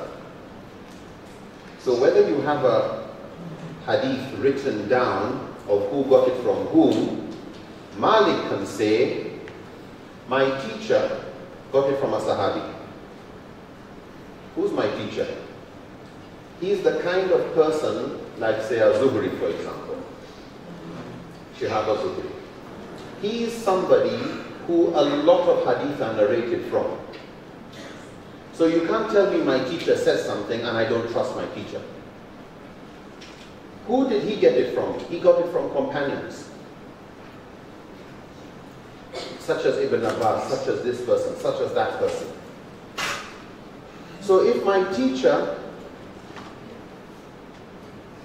got something from his teacher, who's a Sahabi, and all my teachers, what you call like the 7 great scholars of Medina, all were doing something that they got from their teachers, the Sahaba, Malik views that as being similar to a mutawatir hadith that has not been written down. Are we together? Because it's coming from thousands who got it from thousands before. It's more reliable to Malik than an ahad hadith of 1 or 2 people who got it from 1 or 2 people who got it from 1 or 2 of the others. Malik views the Amr of Medina as another source of the Sunnah. Sunnah can come from hadith, but for Malik, hadith could report a rare occurrence. Something that was just done once. Something that was just done, you rise from ruku. What do you say? What do you say? Sami Allahu liman hamidah. And then what do you say? Okay, and then what do you say? Hamdan, Kathiran, Tayyiban, Mubarakan fihi. Based on what? Based on a hadith that when the Prophet rose from ruku, after saying Sami Allahu liman hamidah, some Sahabi, a Sahabi, unsolicited, nobody told him to do it, just decided to praise Allah more. You know, since we say Sami Allahu liman hamidah, okay, Allah hears those who praise Him, and then you say, Rabbana, O Allah, lakal hamd, to you belongs all praise. Since you say Allah hears him who praises him, he thought, good idea, praise more than just that. To cut a long story short, the Prophet ﷺ after prayers asked who, and says a group of angels were rushing to record that reward. In other words, what you did was a good thing. Malik is interested in finding out, did all the Sahaba after that start saying Hamdan Kathiran Tayyiban Mubarakan Fihi? Is that something we should all do? Or is it just, it was done on an occasion, so it was good, but not normative? Everybody has to start doing it. To know whether a sunnah is normative or an exceptional case, Malik says, let me see whether the people of Medina are doing it. Do we understand that logic? The Prophet lived most of his life in Medina. At least when you say the Sharia side. The Prophet ﷺ, when you say Islam complete, it's a state, etc., it was in Medina. Whatever sunnah, we follow Quran and sunnah, whatever sunnah is supposed to be practiced and followed, the Prophet had enough time to make sure everybody knew about it and it was implemented in Medina. If the Prophet passed away before this was implemented, then Sayyidina Abu Bakr, the next caliph, he had about 2 years in which to make sure a sunnah was implemented. Then Umar came around and they all stayed in Medina. And Umar was caliph for 10 years. If there was any sunnah, and actually Umar did not like Sahaba leaving Medina. After the death of the Prophet ﷺ, many of Sahaba started to move elsewhere to go and share Islam and move to the frontiers. Umar didn't want his leadership to not have good counsel, good advisors. So he tried to keep as many of them at the center, which is an argument used to justify ijma, that his statements, he had good advisors around him in his own ijtihad, so it added more authority. But key point is, Umar had an additional 10 years on top of Abu Bakr's 2. Whatever the Prophet wanted implemented, and what was supposed to be a law, if it wasn't implemented during Abu Bakr's time, it would be implemented during Umar's time. Uthman became a caliph for about 12 years. Ali changed capital. However, over 10,000 Sahaba lived and died in Medina. Knowledge about Islam never came from other places to Medina. It moved from Medina elsewhere. Sahaba moved from Medina elsewhere. If you say some new bid'ah came along, the Khawarij, the Shia, the this, the that, any new thing that from the Sunni perspective was a bid'ah, it was an innovation, it didn't start in Medina. It started elsewhere and came. Medina had too much of a knowledge base. There were too many scholars in Medina for you to start that kind of thing. Medina was resilient. It had grown with the Sunnah. And not just the city, but the surrounding rural areas. The rural areas are the last to change, even in Malay culture, right? Yeah. City is where things would start changing, but the last place things would change would be in the rural areas. So when we say amal of the people of Medina, for Malik, he was looking at his scholars and also those people in the rural areas whose Islam came directly from the time of the Sahaba and the Prophet ﷺ. When you now bring a hadith to Malik, if it is mutawatir, then of course his teachers, what you call the 7 scholars of Medina, would have known about it. I mean, how can a hadith not be known by the scholars? It's the scholars who are the teachers. They are the ones who pass the hadith on. So for Malik, if you bring a hadith that is going to say, do something on a regular basis, Malik would want to look at the amal of Medina, practice of people. Are they doing it? So for example, there's an authentic hadith narrated that before going into sujood, you'll raise your hands like this and then go into sujood. And when you come back, you raise your hands and carry on. Okay? Authentic hadith. 2 problems for Malik. This is salat. This is salat. It was done every day. Every day. But he didn't see that in the amal of Medina. And because it's salat, and it was done every day, how come it's an ahad hadith? It should have been mutawatir. Is it understood? So for Malik, the fact that it is authentic, fine, but what's the implication of saying because it's authentic, everybody do it?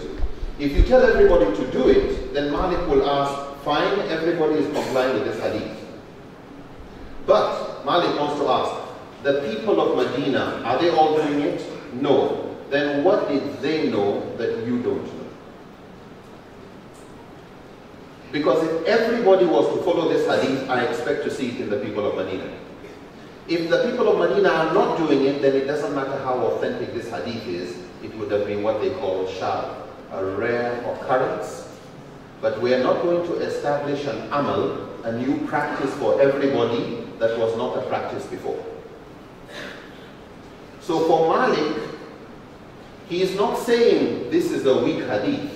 He is just saying maybe it came earlier and was no more practiced. But if the Sahaba were not doing it, the students of the Sahaba were not doing it, and the people in Medina seem not to know anything about it other than, we have the hadith, then to him, okay, it's good, but he's going with Amal. So Amal for Malik is a source of deciding what in hadith is supposed to be sunnah that is to be practiced. If it was not practiced, if it didn't become the norm, Malik is not going to make it a norm. There's an authentic hadith where the Prophet ﷺ said, you should not eat birds that have talons, these claws, or animals that have canine teeth, carnivorous animals. It is a Sahih hadith, no question about it. So based on that, you can't eat a crocodile. Why? It's got both. It's got canine teeth, it is carnivorous, it's got claws. You can't eat a lion, you can't eat a bear, you can't eat a cat, you can't eat a eagle, you can't eat any of these. However, for Malik, number one, it's an ahad hadith. So it's dhanni. Because it's dhanni, it cannot make a haram. So number one, the source of the evidence is not strong enough for Malik to make eating carnivorous animals haram. In addition, Malik notices that in what they call the athar, the narrations of the lives of the Sahaba, some Sahaba were reported as having eaten a hyena, okay, which is like a dog. It's a carnivorous animal. In another case, some ate a fox, or like coyote, it's like a desert fox. And people in Medina seem to have no problem with it. Therefore, even if there is a hadith that is authentic, but the practice of Medina seems to be they did it, then it could not have been haram. So for Malik, he can only say it's makruh. And that's his position. Makruh, not haram. But that's because these hadith are being moderated or qualified by Amal of Medina. For those scholars who don't look at Amal of Medina, so if you look at this as the Prophet ﷺ, you look at this as community of people in Makkah, and you look at this as the Prophet was in Medina. And so even when the Prophet ﷺ was not around, the culture here, and for the next generation, and the next generation, that's what Malik is looking at. So for Malik, this is the best source of the Sunnah because it's from here hadith moved to other places. For other scholars, since there is no doubt this hadith that went to somewhere else is authentic, then it is also Sunnah, not only this. Is it understood? The people of Medina chose to follow those Sunnah that were practiced, that was a norm. It doesn't make the other one wrong. Is it understood? And so some felt, you know what, if you go with Amal, you're going to create regional Islam. And Medina had a culture. Medina had a culture, urf, which we will look at. A lot of things were accepted in Medina because they were urf, not because they were prescribed. And if the Prophet had grown up somewhere else, he would have accepted other urf. So just because he accepted this cultural practice doesn't mean it is superior to another cultural practice. So, for some scholars, they're not comfortable. Like Malik, you want to go with Amal, no problem. You go ahead with it. But some feel more comfortable with we've got a hadith going to the Prophet. Some say, look, how are you sure that what you're calling Amal of Medina here was not just a practice that was started by one caliph or one governor? How are you sure it went back to the time of the Prophet? The Malikis, they distinguish between what they call Al-Amal Indana and what is Al-Amal Mujtama Indana. The practice of the Medina and the practice upon which the scholars of Medina are agreed, this one came from the time of the Prophet. The key point here is just let's understand where the Malikis are coming from and understand where the others are coming from. But without spending much time on this, Amal of Medina for Malik was more authoritative than a single chain hadith. However, they still considered it as dhanni. If you rejected Amal, Malik didn't look at you as committing a sin. They just felt you were going with weaker evidence. So if you brought a hadith that was supported by Amal, that was the most powerful to Malik. Ahad hadith with Amal supporting it, that's powerful. Ahad hadith, no Amal supporting it, they put it aside and they say we'll go with Amal. Yeah.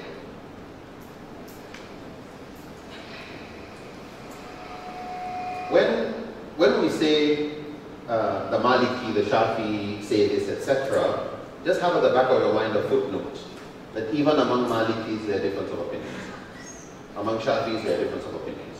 And as Dr. Mazli told us yesterday, you can say this is the Shafi position, it doesn't automatically mean that's the position of Imam Shafi himself.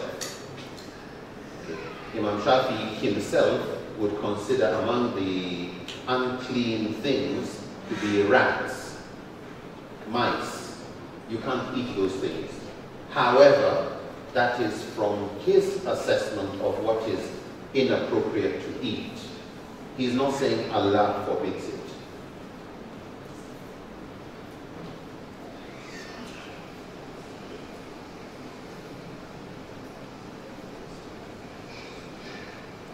The other tool we'll look at is a straightforward one. A ra'ayi or opinion or fatwa of a sahaba, of a companion.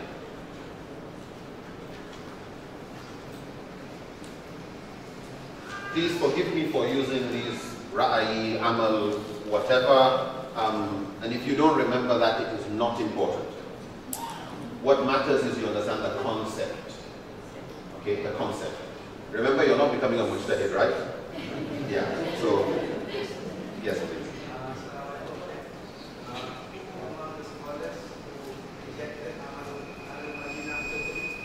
The Shafi'i rejected amal. I'm not aware of a Shafi'i scholar that accepted it. The Hanafi rejected. Hanbali difference of opinions. Ibn Taymiyyah accepts it as a strong source of validating Sunnah. And then of course the Malikis. But among the Malikis, you find people like Ibn Abdul Barr, a number of others, who, if there's a single chain hadith that is not supported by amal, it can be a Sunnah. Whereas others, Shatibi and others, will say a single chain hadith not supported by amal is shadh. So you have difference even within the Maliki. So while they recognize amal, they differ on its authority. Yes, please. Malik lived in Medina, right? Yes. What about the other imams? Did they live in Medina as well? Did the other scholars? Malik, Medina, Shafi, also Medina, earlier on, moved to Baghdad and moved to Egypt. Hanbali, Medina, most of the time. Hanafi was in Basra, Kufa, Persian, Iraq.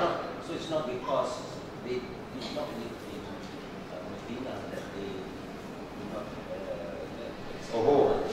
Okay. So, good question. Since scholars like Shafi and Hanbali, and Ahmad bin Hanbal was a student of Imam Shafi, and Imam Shafi was a student of Imam Malik. But by the time of Imam Shafi had no access to the students of the Sahaba. And to him, Medina society had changed enough to no more call it a credible source. There was already new ideas that had come in and become debates in Medina, so he did not have access to that city that Malik grew up in. So while Malik looked at what you call a purer Medina, Shafi and Ahmad bin Hanbal are like, what's so special about this city? Hanafi was not even there. He visited, but he wasn't there to study the Amal. So, in that sense, and that you find among the reasons why other scholars don't appreciate Amal as much as Malik did. Yeah.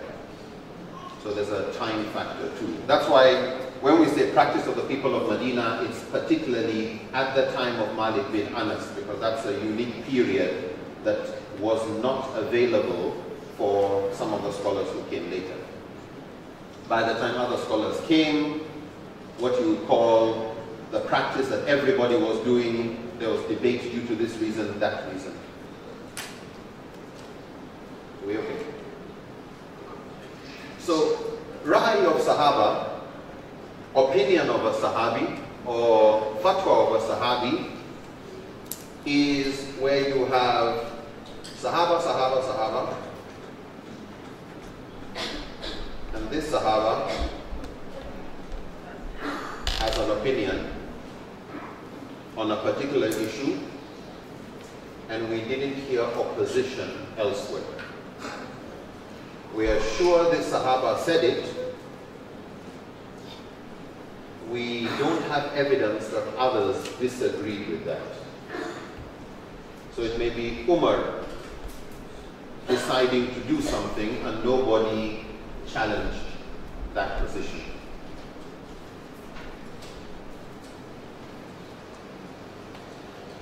So at the time of the Prophet ﷺ, in nearly all the cases that came to the Prophet ﷺ, where somebody had divorced his wife 3 times on one occasion. Not I divorce you, and some months later I divorce you, and some months later I divorce you. That's also third divorce, but that third divorce is terminal. So yes, there's been triple, 1, 2, 3, but it was at different times.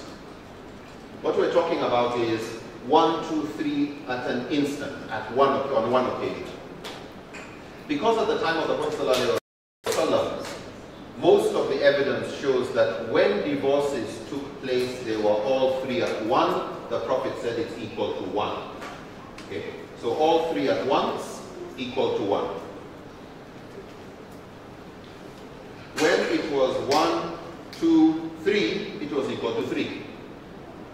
So the key issue of the argument among the scholars is the hadith that says this person had divorced his wife 3 times and the Prophet said it is equal to 3. Is that telling you that 3 times on one occasion or 3 times and this was the 3rd? But the fact that Umar came with a new law and everybody viewed what Umar was bringing as a new thing, which was divorce was getting rampant. A lot of people were divorcing, and Umar felt that one way to reduce this divorce, to protect families, is if you divorce your wife 3 times on one occasion, it would be 3 terminal. There would have been no need for such a law if that was already there. Nobody would attribute it to Umar if there was already such a law. From all the indications, some bring Ibn Abbas as having had an objection. Some say Ibn Abbas did not have an objection. But if we take it, there was no objection to that policy. That is taken as Ra'i of Sahaba. It's the opinion of a Sahabi on which the others did not disagree. If the others disagree, it is not called Ra'i of Sahaba. If there's difference of opinion, they just take it, this is an area difference of opinion. It's not taken among the sources of Sharia. It's not taken as any of the tools. So Ra'i of Sahaba specifically is an opinion of a Sahabi. It's not Quran, it's not Sunnah, it's not Ijma, it's not Qiyas. Because Quran is stronger. So if it's Quran, you just said according to Quran, no need to tell me Sahaba's opinion if Allah has already said something on it. If it's in the Sunnah, no need to tell me Ra'i of Sahaba if the Prophet, Prophet has said so. So Ra'i of Sahaba is basically that. Some scholars accept it. Others look at it as Ra'i of Sahaba is just Ra'i of Sahaba. We are to follow Quran and Sunnah. If Ra'i of Sahaba have no differences of opinion, no objection, then can we consider that as ijma? Because no differences of opinion in Sahaba's time. So, you would have described it as ijma of sukuti, but because that is the weakest form of ijma, that would weaken the definition of ijma. Yeah, ijma then require at least some number. You can't have an ijma of one person, like one person said so, nobody else commented, therefore they all agree. So they would distinguish it. There needs to be some amount of active general agreement, and then we don't know of any disagreement, then they would say ijma. Whereas here, we only know his opinion, we didn't hear opposition, we didn't hear support, and then they would say Ra'i of Sahaba. Yes. No opposition at all, or Sorry? no opposition at all. No. Opposition at all. No opposition at all. No. The moment there's opposition by other Sahaba, it is no more with this power. Even one. Even one. The moment this comes from the strength that it is a Sahaba who knows the Prophet very well. Okay? And everybody kept quiet means there was nothing wrong with it. Because while you can say other mujtahid scholar may have some reason for keeping quiet, you would say Sahaba would not have a reason to keep quiet if there was anything wrong with it. So, key thing about Ra'ay or Fatwa of a Sahabi is no opposition, and it is one person's. And this is the Sahaba, the Ra'ay Sahaba. Can be any Sahaba or less than 1,000. Yes. It could be any of the Sahaba. Having said that, for some scholars like Ibn Taymiyyah, like Imam al-Ghazali, al-Shawkani, number of these, Ra'ay of Sahaba is not a binding source. It's not an independent source. You can't go and make a fatwa just because of Ra'ay of Sahaba.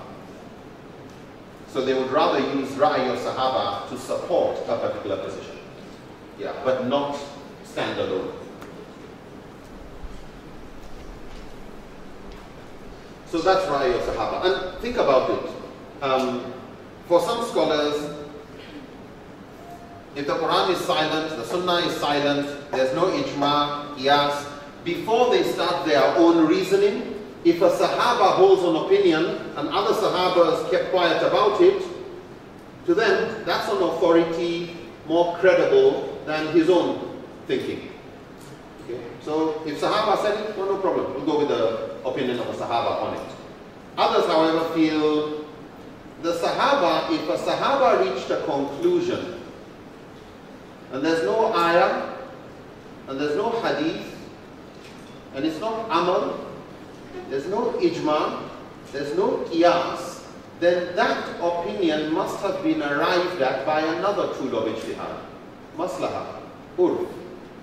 And for that reason, it is a contextual fatwa of the time and place. So they would look at Ibn Taymiyyah, for example, would look at Umar put triple divorce is equal to 3 to solve a problem he was facing at his time. Abu Bakr didn't do that. But the Prophet left us with Quran and Sunnah. So it is for the leadership now or at any time and place to look again and say, is the Ra'ay of this Sahabi, Umar, something that achieves maslahah today? Does it help marriages? Or does it make things worse in this context? It's not a binding source for them. Why? Because it's just a fatwa, not even based on Quran or Sunnah or Ijma or Qiyas or Amal, but another tool of ijtihad. Because if it was based on Quran, then you would say the Quran says, not Sahaba said. If it's a Sunnah, you would say the Sunnah said, you don't say Sahaba. Are we together? Yes. Yeah. Umar says, if he says it 3 times at once, it's considered as free.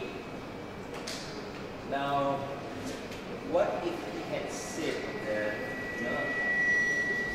3 equals to 1 is less conservative? Would it have been acceptable?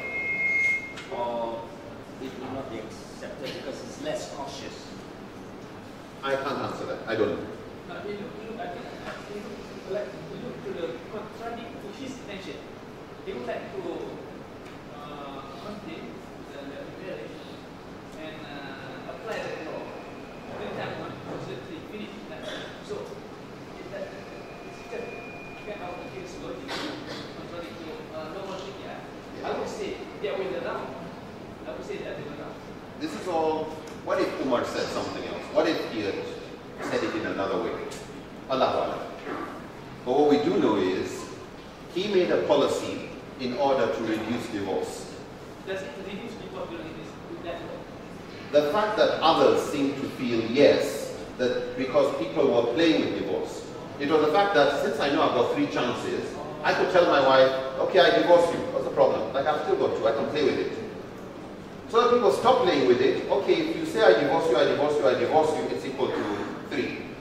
people can tell your wife, look, I divorce you, I divorce you, I divorce you. What now?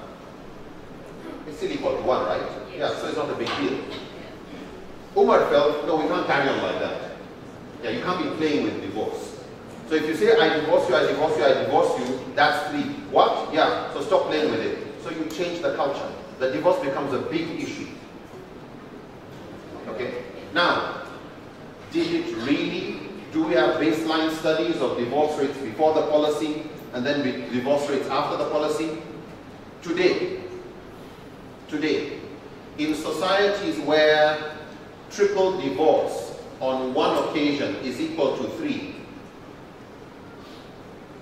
and in those families where they've got triple divorce, in other words, you look at people who follow fatwas, those who went with the Saudi, they take the Ibn Taymiyyah. Actually, some of the early Malikis held that opinion too. The 3 is equal to 1.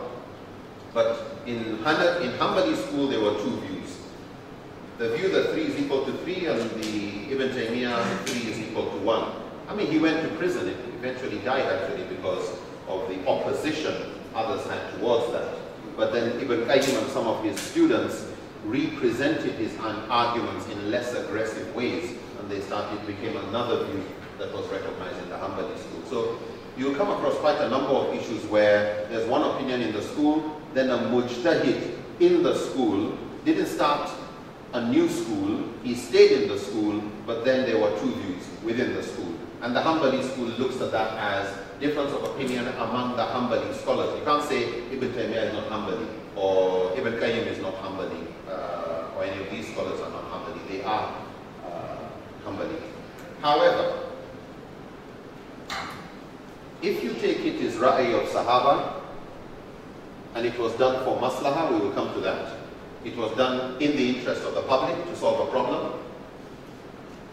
If you were to take studies today of marriages where there was a triple divorce and it was equal to 3, okay? Let's look for 1,000 marriages that had triple divorce equal to 3. Let's look for another 1,000 marriages where there was a triple divorce and it was equal to 1. So they are still together. Between these 1,000 families and these 1,000 families, which ones have got more of their children being taken care of? Which ones are able to grow up and carry on with their education and didn't have a trauma of staying with dad, staying with mom? Which ones had a problem with the husband could not afford to get married again because he was taking care of wife, the children and all? He loved his children. That's just a very stupid reason for doing a triple divorce. So when you look at the social impact, the health impact, the economic impact, now triple divorce, she has to go and stay with the parents. Or the parents are too elderly, so who's to take care of the parents? She's to take care of the parents, but she's also to take custody of the children. How well does the father take custody of his children and care for his children if he's not living with the children? Ask any lawyer who goes to courts. Many husbands become very irresponsible when the children are not with them. Yeah, you need a strong court to ensure every month bring this number of ringgits and that goes to the... What happens when children grow up without a good role model of a father? And they had a good father, but because of triple divorce, that's their problem. Compare that with the impact of the other. And then you say, from the maslahah point of view, from the benefit point of view, that's when you can say, today, what Umar did is still useful. Or what Umar did is not useful. Actually, it is killing families unnecessarily. We should go back to how the Prophet had it before Umar brought in the law. It might have been okay then, it's not okay now. It's Ra'i of Sahaba. But that Sahaba did it because of maslahah. What's your maslahah today? Is it achieving the same thing? If Umar radiallahu was able to come back today, would he say well done or would he say what's wrong with you? You know, like which one? Are you blindly following me? I did it for this reason. Why are you doing it? Or because you did it? Okay. So this is where, when we come to the subject of maqasid, we will look at how scholars use maqasid, the objectives of Sharia, to weigh fatwas. Is Sharia more pro-family and marriage or more pro-divorce? So does a fatwa incline more towards this or more towards that? That's from a very simplistic assessment. Of course, Umar felt we're protecting families with this fatwa instead of making them trivialized. So in Umar's context, this was in line with maqasid. Is it still in line with maqasid? Another issue. So, Ra'ay of Sahaba. Yep. The decision to increase Salatul Tarawih. Sorry? The decision to increase Salatul Tarawih from 8 to 20 by Umar. Does that fall under Okay. Increasing the number of rak'ahs for Taraweeh prayer. Taraweeh, for most scholars, is tahajjud, but in Ramadan. The same Qiyam al-Layl that you do outside Ramadan, just bring it forward and do it earlier in the evening. That is what is called Taraweeh.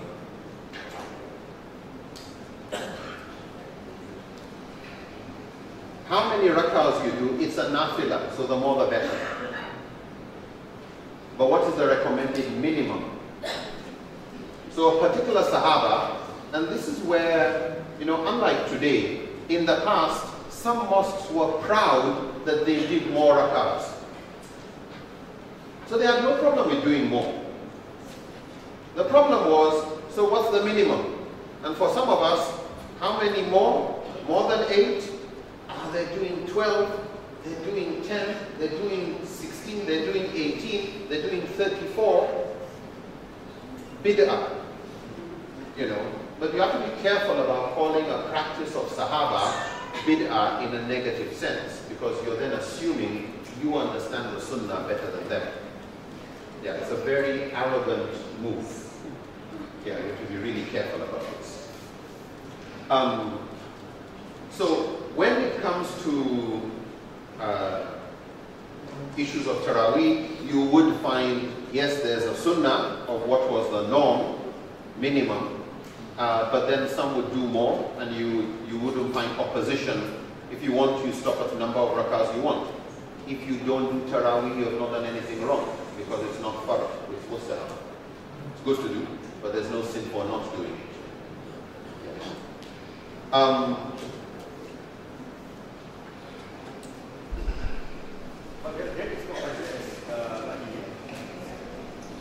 No, Ra'y of Sahaba, yes, because there was no opposition against it. Yeah. Anything that the Sahaba did and nobody opposed, Ra'y of Sahaba. Abu Huraira.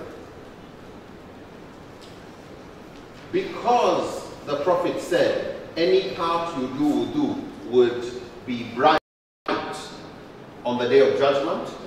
When he came to do wudu, he would wash all the way up to his arm. He wouldn't stop here. None of the other Sahabas did it. There was no opposition. If today I start doing it, are you going to say bid'ah?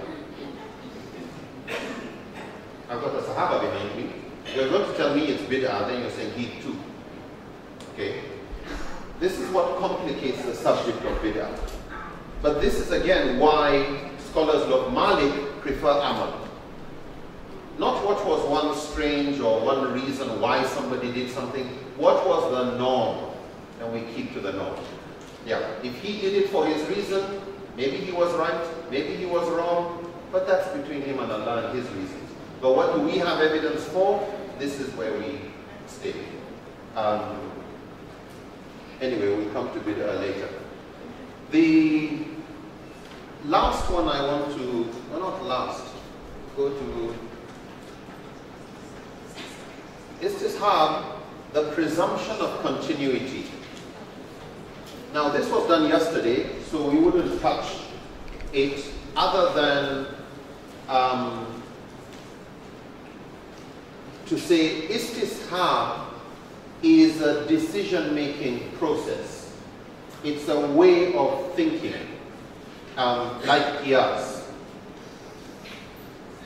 It is taking some assumptions.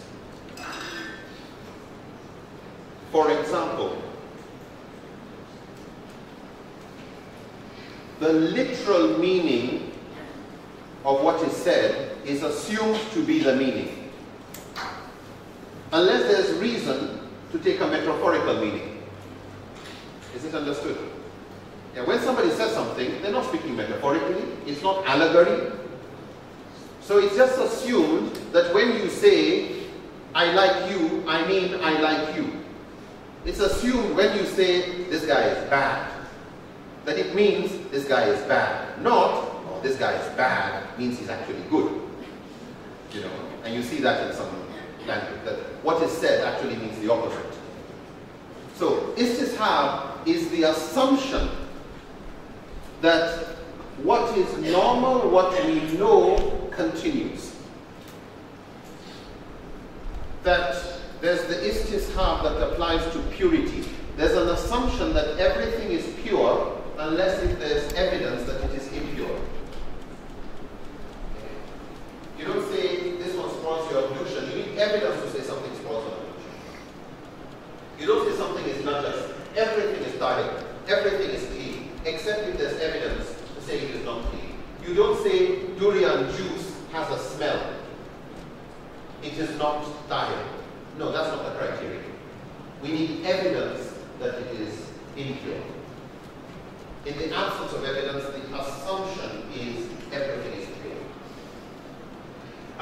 There's an assumption of permissibility, that everybody is free to do anything they want, to eat anything, to do anything. Allah has created, as it says in the Quran, everything for your benefit. So long as you're going to benefit from doing anything, so long as you're not harming anybody, everything is permissible except what is prohibited. Can you eat kangaroo? Everything is permissible except what is prohibited. And if you want to prohibit, you know where to get it from. So there is an assumption regarding things taken literal meaning before you say there's evidence for something else. That things are clean unless you have evidence for the contrary. That the things are permissible unless you have evidence for the contrary. That people are innocent until you have evidence that they're guilty. So istishab also goes with the judgment of things in the past continues unless there's judgment for a change. So, for example, and this was yesterday, istishab assumes that between you and me, we have not sold anything to each other. If you come and say, there's a debate on whether I bought your house or not, they just look at time. We just go back in time. Which was the original state? The original state was you have your house and I didn't have a house. So it's later that you are saying that you sold me the house. So istishab is you go back to the original, you have not sold me the house, and you have to prove that you did sell me the house. You have to prove your thing that came later. There's an argument between a husband and wife. No, you divorced me. I did not divorce you. Yes, you did. No, you didn't. Wait a minute. This debate started today. Yeah. Last week, were you divorced? No. Last month, were you divorced? No. So we'll take it you are not divorced, and we need evidence that there is a divorce. Oh, these people are married. Yes, they're married. No, they're not married. Wait a minute. Last month, were you married? No. Last year, were you married? No. So we'll take it. That is the istishab. That is what we are certain about. This new one that you are marrying is the one to be proven. So istishab is not like a source of law in the sense of going to a book and getting it. It's a methodology of taking some assumptions for granted. Why? Because that's how the Prophet took things for granted. That's how the Sahaba took things for granted. Remember, all of these other sources, ijma, whatever, is taken back to the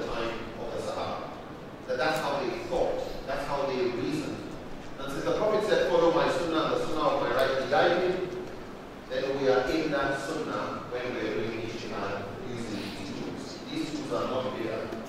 It's not some basis.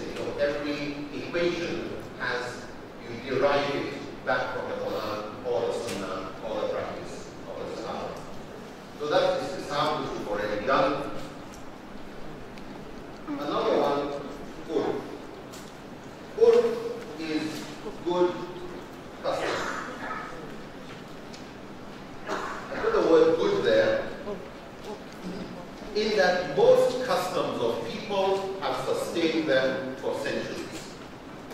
Because they've been able to keep things going, they've usually therefore had a benefit. So good customs are what Sharia recognizes as having legal authority.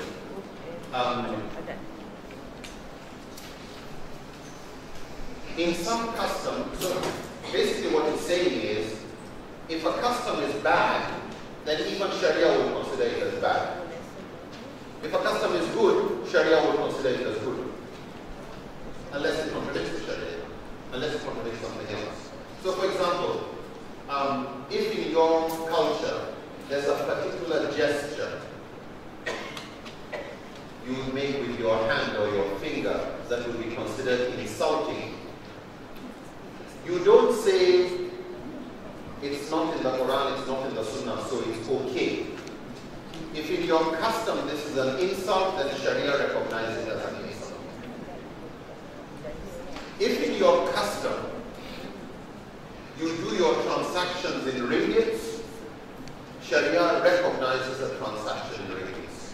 You don't say, no, it's not dirham and whatever, so it's null and void. No, dirham and dinar existed before the Prophet. It was the urf.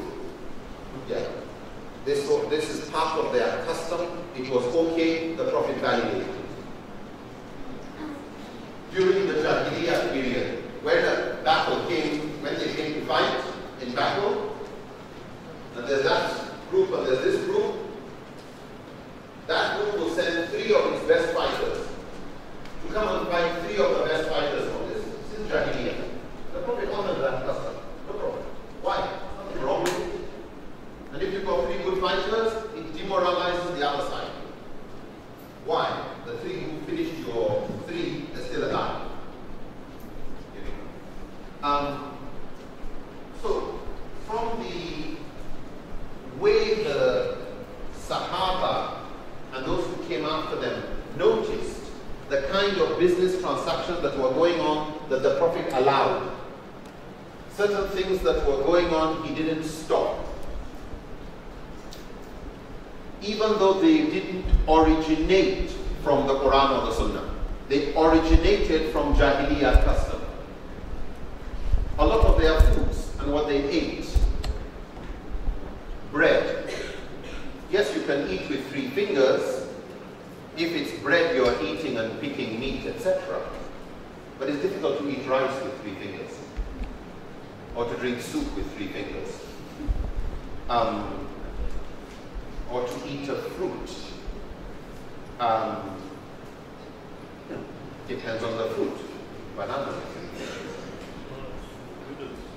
Noodles with 3 fingers. So the need to look at what did things mean in the custom. Prophet said, do not wear a tattoo. Do not shave your eyebrows. Do not widen your teeth. Because in Jahiliyyah custom, in the culture, there were certain groups of women who were professional prostitutes. Okay? That's like everybody knew, just like in some countries where prostitution is legal. Yeah, some clans, they were known for prostitution. And they had the way they dressed and behaved that had all the signs of their trade. They would move with their clothes, the whole front open. They would wear skirts that were slit from from the thighs all the way down. They would arrange their hair like the hump of a camel. They would shave their eyebrows and put just a line there. And they would wear a tattoo. They would have a tent with a red flag. Once you saw that, you didn't ask, what is this person? Can they be approached? These are the signs of the trade. The Prophet tried to help the Muslim community distinguish themselves from a number of others. Culturally, you knew somebody was a Jew if he had a beard and he had shaved the mustache. In Medina, that was the sign of a Jew. Even today, many of the Orthodox Jews, they would keep a beard, but they would shave the mustache. If you wanted to know a Christian at the time of the Prophet would shave the beard, but he would leave a bushy mustache. That's how you knew a Christian. These were religious symbols. This is not just style. So if you did it this style, we knew where you belonged to. If you were a Christian, you would wear a turban, but no hat under. So the Prophet ﷺ said, distinguish yourself from the Christians. You wear a hat, then put your turban on top. Why? Because if you didn't have a hat, we would think you were a Christian. That's how they dressed. And this is why the study of the urf, the study of seerah, the study of the context, how did people live, helps you understand what were those things that were urf, that were bad, that the Prophet changed. Christians and some Jews, when they went to pray, would take their shoes off. So the Prophet said, distinguish yourselves from the Christians. In another hadith, distinguish yourselves from the Christians and the Jews. Pray with your shoes on. They pray with their shoes off. The Prophet said, pray with your shoes on. Why do we now pray with our shoes off? Just not to dirty the carpet. We're not imitating Christians. And praying with shoes off is not what Christians do today. Most Christians who go to a church keep their shoes on. Most Jews who go to a synagogue go with their shoes on. You're not praying with shoes on or off because others are doing it. You're doing it for your own reasons. We'll come later to the distinguishing between tashbih and tashabbaha.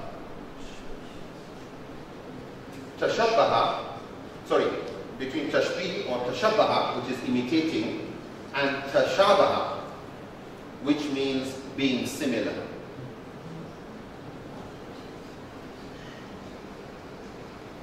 Imitating is wrong. Doing your thing, they do their thing, but you're not imitating them is permissible.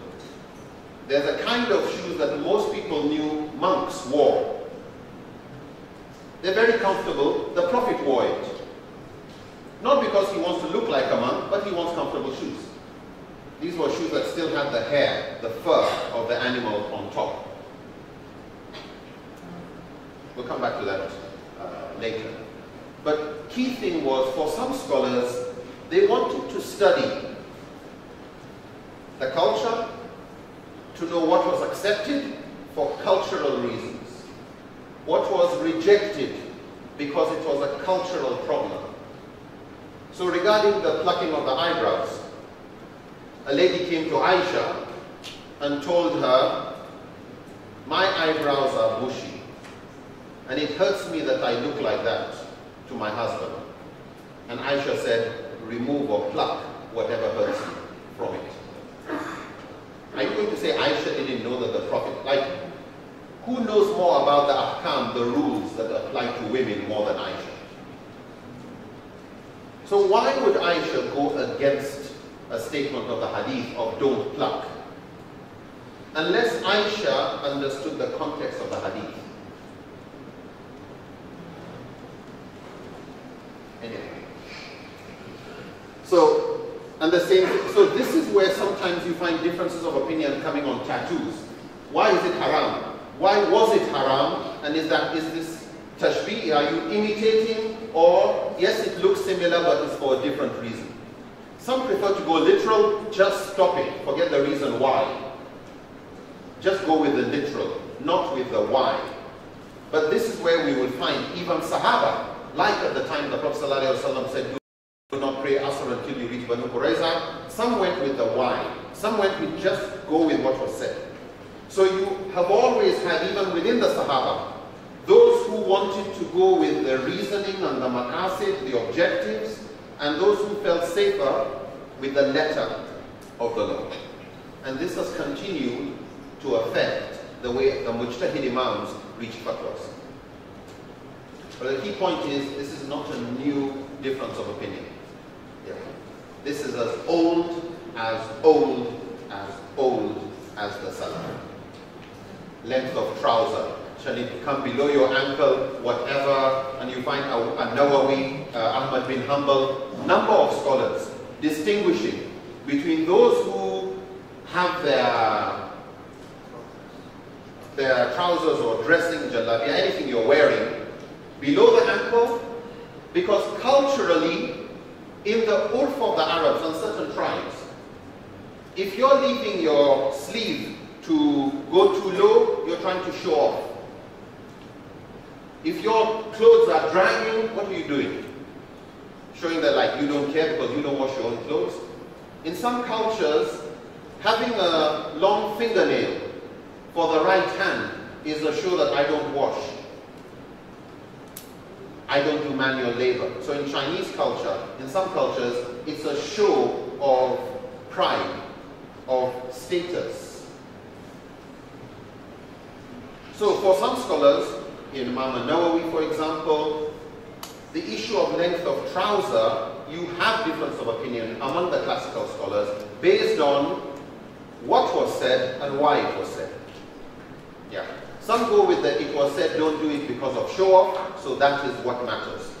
So they will take the illah with the benefit, with the wisdom behind it. Not just what was said, but why it was said.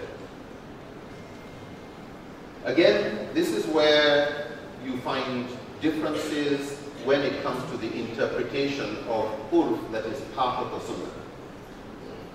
But then, and that is how the knowledge of urf has affected the way scholars have interpreted this as halal or this as haram. Because the Prophet validated certain urf, he went against certain urf.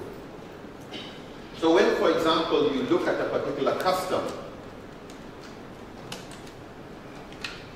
generally, customs were left intact by the Prophet ﷺ. People embraced Islam, they were left with their names. Yeah, you didn't change your name. The sunnah was, keep your traditional name. Your name was Bilal, it remains Bilal. Your name was Salman al-Farisi, it stays as Salman al-Farisi. Your name was Suhaib, and you are a Roman, which is a European, your name remains. If there's a problem, however, with your name, an element of shirk, a level of negativity, then it was either recommended to change it, or if it was shirk, you had to change your name. But your name, not the name of your parents. So if your name of your parents was Abdul Muttalib, or the name of your parents was Abdul Shams, that is not your name. You still keep the name because it shows your own lineage. And the protection of nasl or lineage is one of the maqasid of Sharia. We want to know your lineage. So, urf, very important, and this has been one of the tools that the Hanafis and the Malikis have been most respectful of, particularly those two, the Maliki and the Hanafi. Hanafi very much. That, yeah. Names. Sorry? Pertaining to names. I think an indication that you are not required to change your name is when you become Muslim. Is God didn't bring down a book of names for you to choose from. Because I think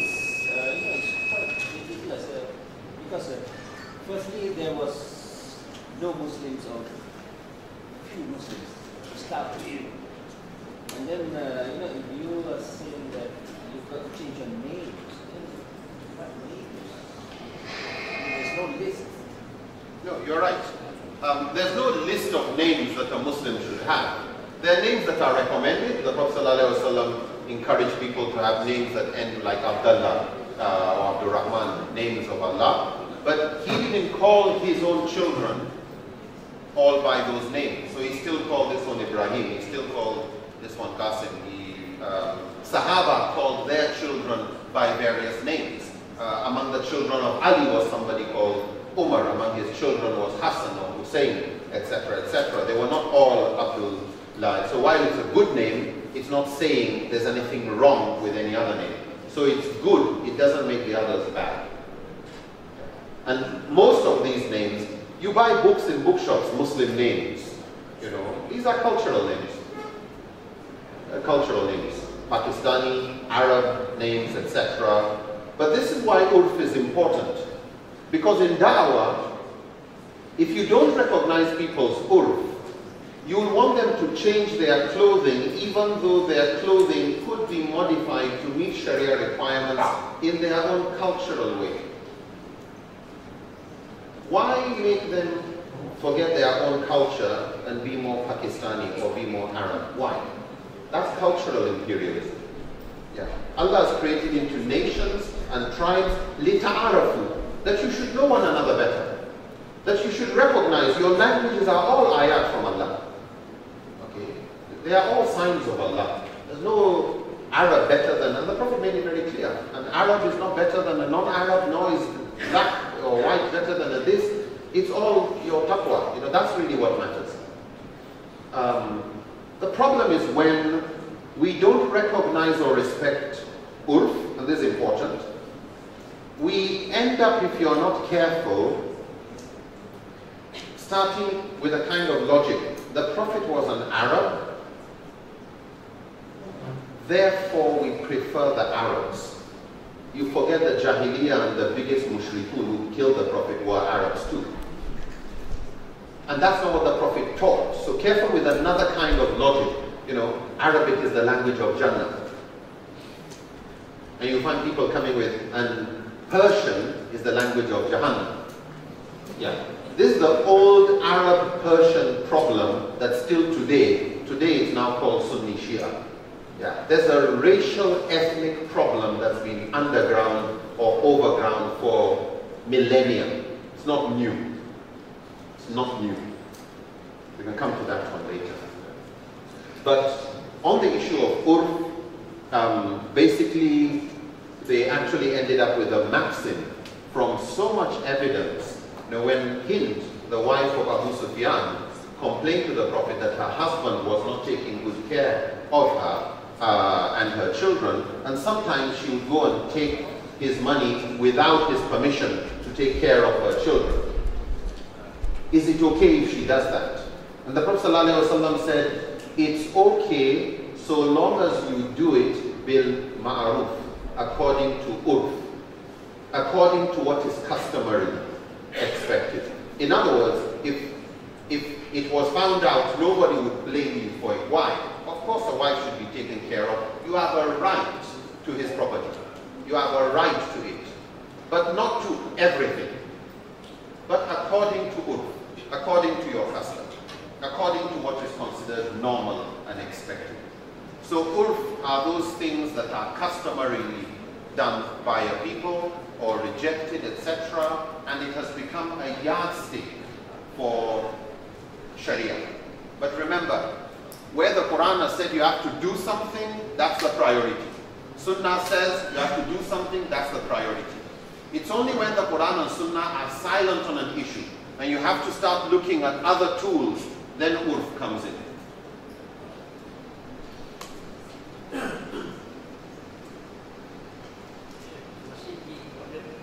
No. The order will come to order. Simple answer, no. 9. Shar'u man qablana. This is Sharu or Sharia of those who came before, of past generations. Okay?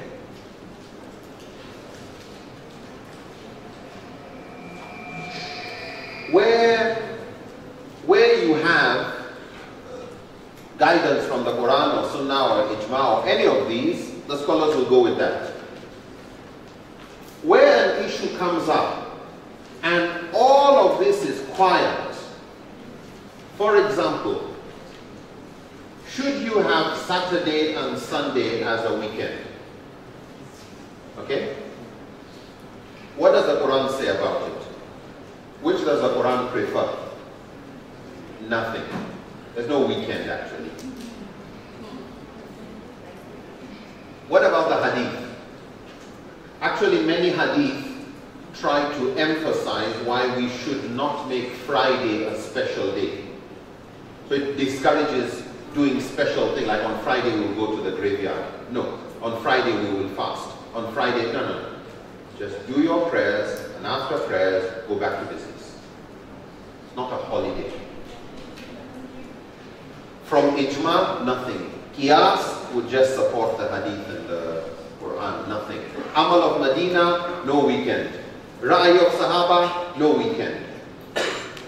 You look at Urf, and you could say, well, we've been doing it, it's become part of the custom. If that's what we're already used to, we go ahead with it. So some would look at it as part of Urf. Others will say, it's our custom, we decide what we want to do.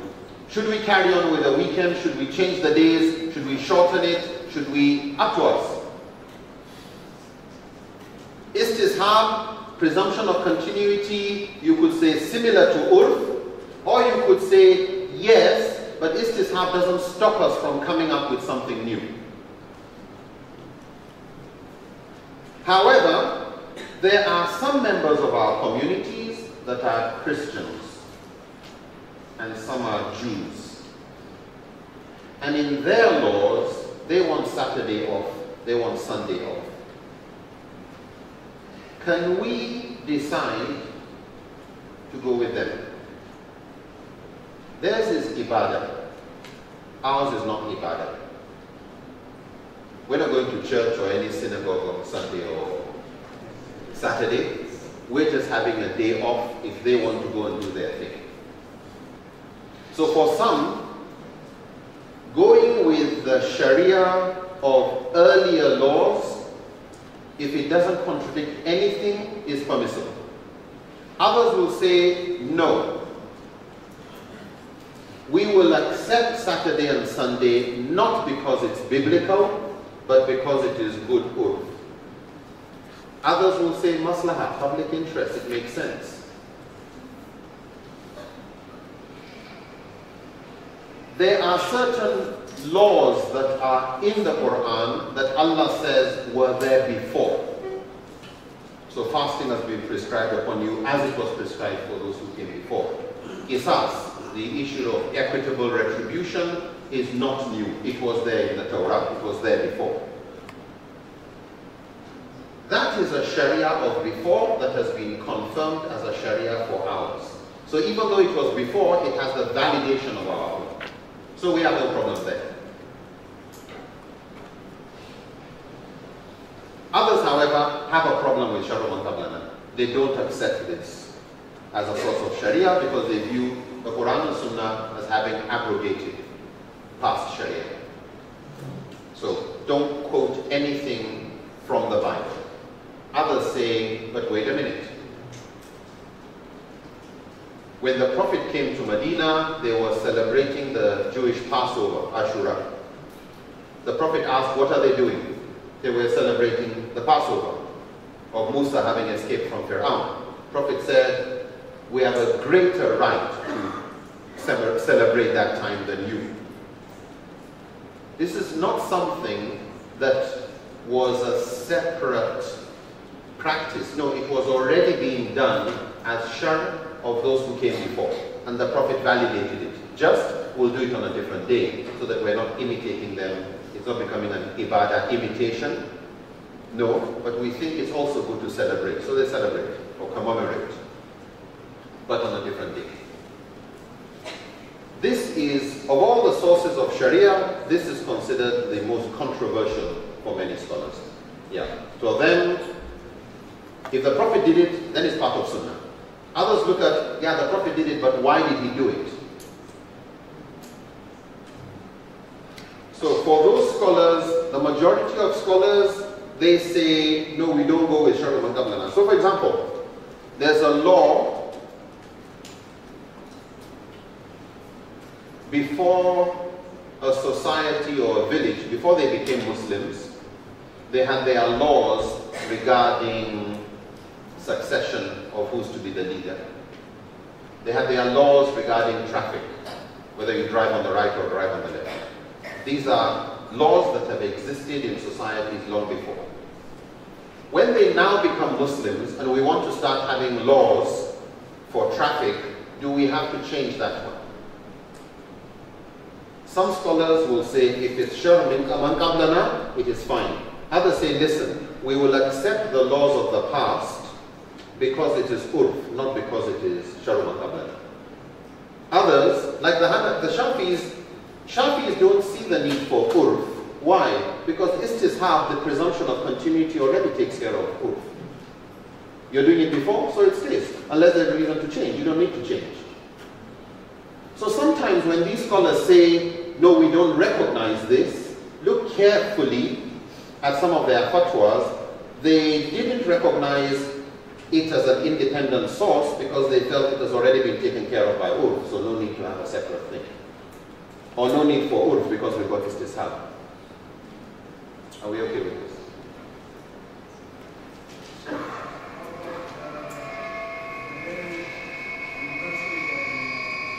Yes. Start again. How about marriage anniversary and birthday celebration? Birthday celebration. If you could hold that question, just hold on to that question. We will come to it when we come to the subject of al-asl fil ashya al-ibaha, that the premise of things is permissibility when it comes to mu'amalat. And we look at birthdays, whether birthdays belong to mu'amalat as a form of urf, good custom, or whether they are bad custom or part of ibadah. Because then you distinguish between the birthday of Jesus and the birthday of anybody else. One is considered part of an expression of somebody's aqidah, another one is an expression of their urf.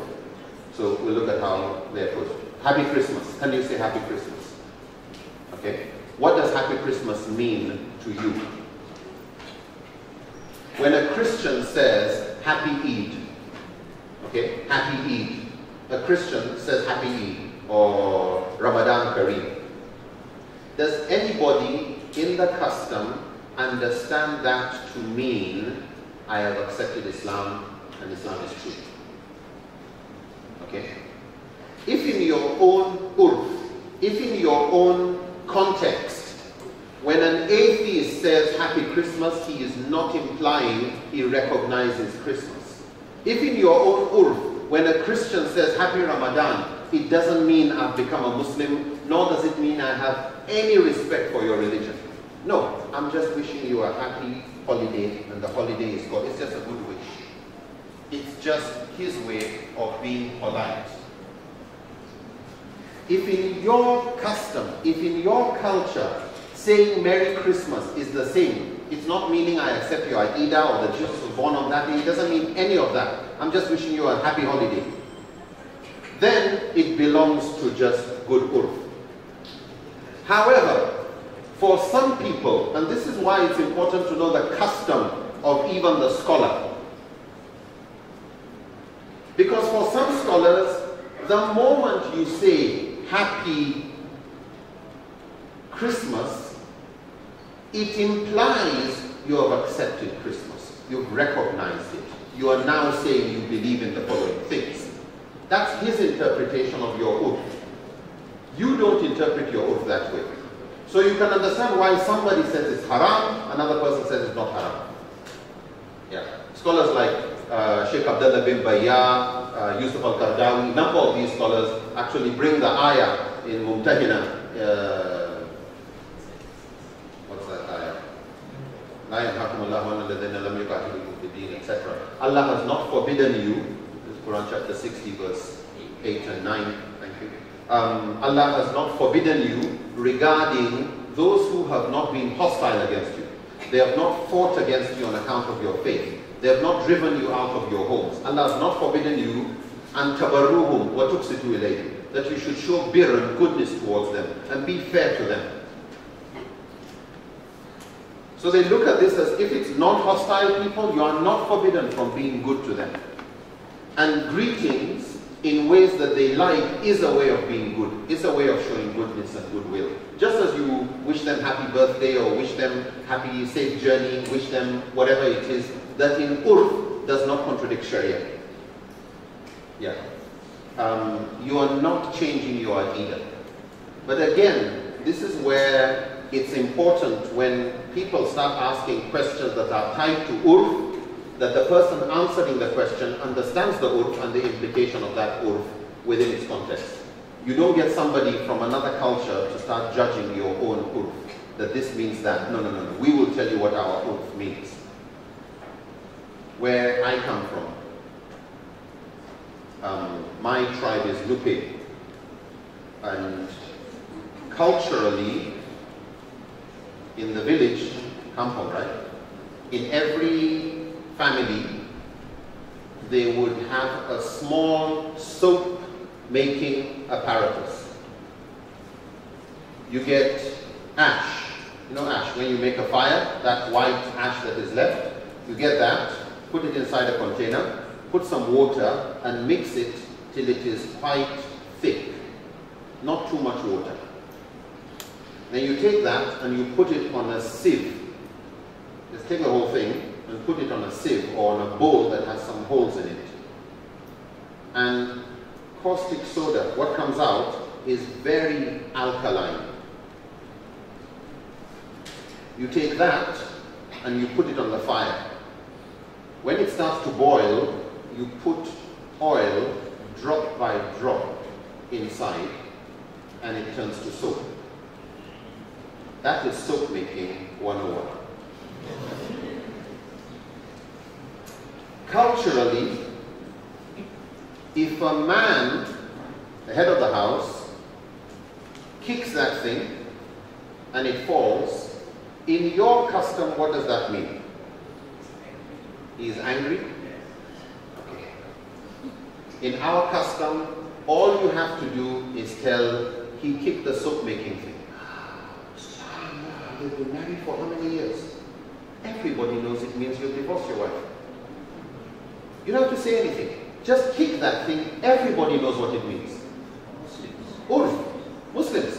And in Maliki, because al-umur bi-maqasidiha, matters are decided according to their maqasid.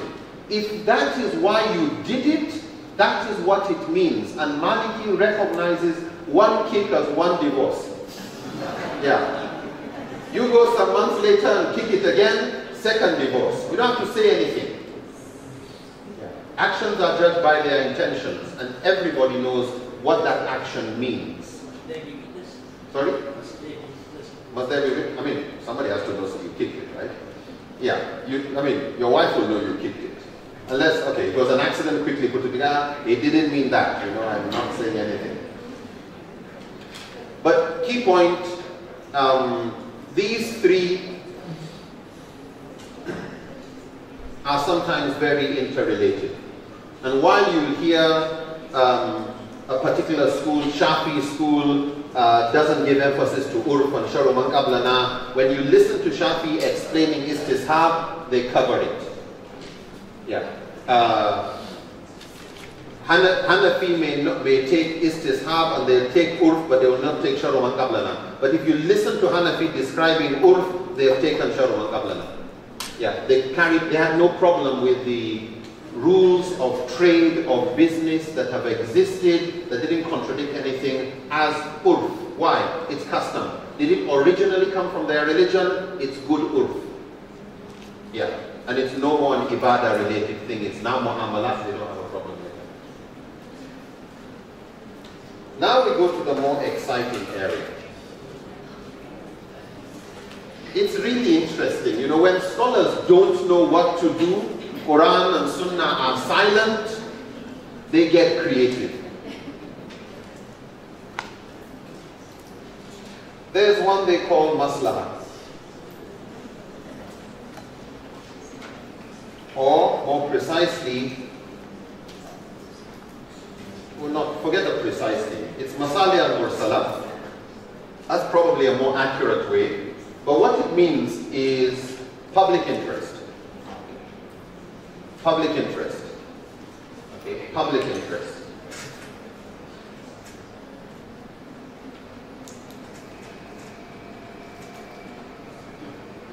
Public interest that you know is in the interest of the public, but there's no clear verse of the Quran or Hadith to tie it down. Okay. It's in the public interest that we should have traffic rules. It's in the public interest we should have sewage disposal systems. It's in the public interest that we should have an institute that handles standards. It's in the public interest that we should have police. It's not from Quran, it's not from Sunnah, but concern for public interest. We won't say much there for now, because when we come back, the last two, this has been handled yesterday.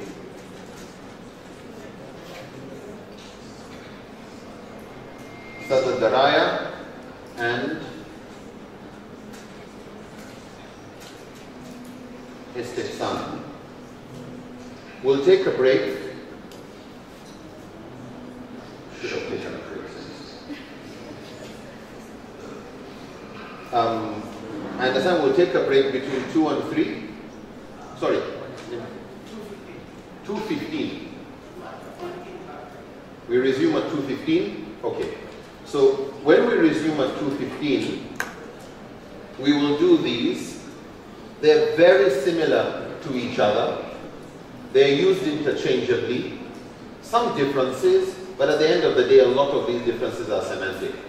You know, so we'll come to that. But once we've done these, you've gotten the sources of Sharia, and then we will see how they get applied, inshallah. Jazakumullahu khairan.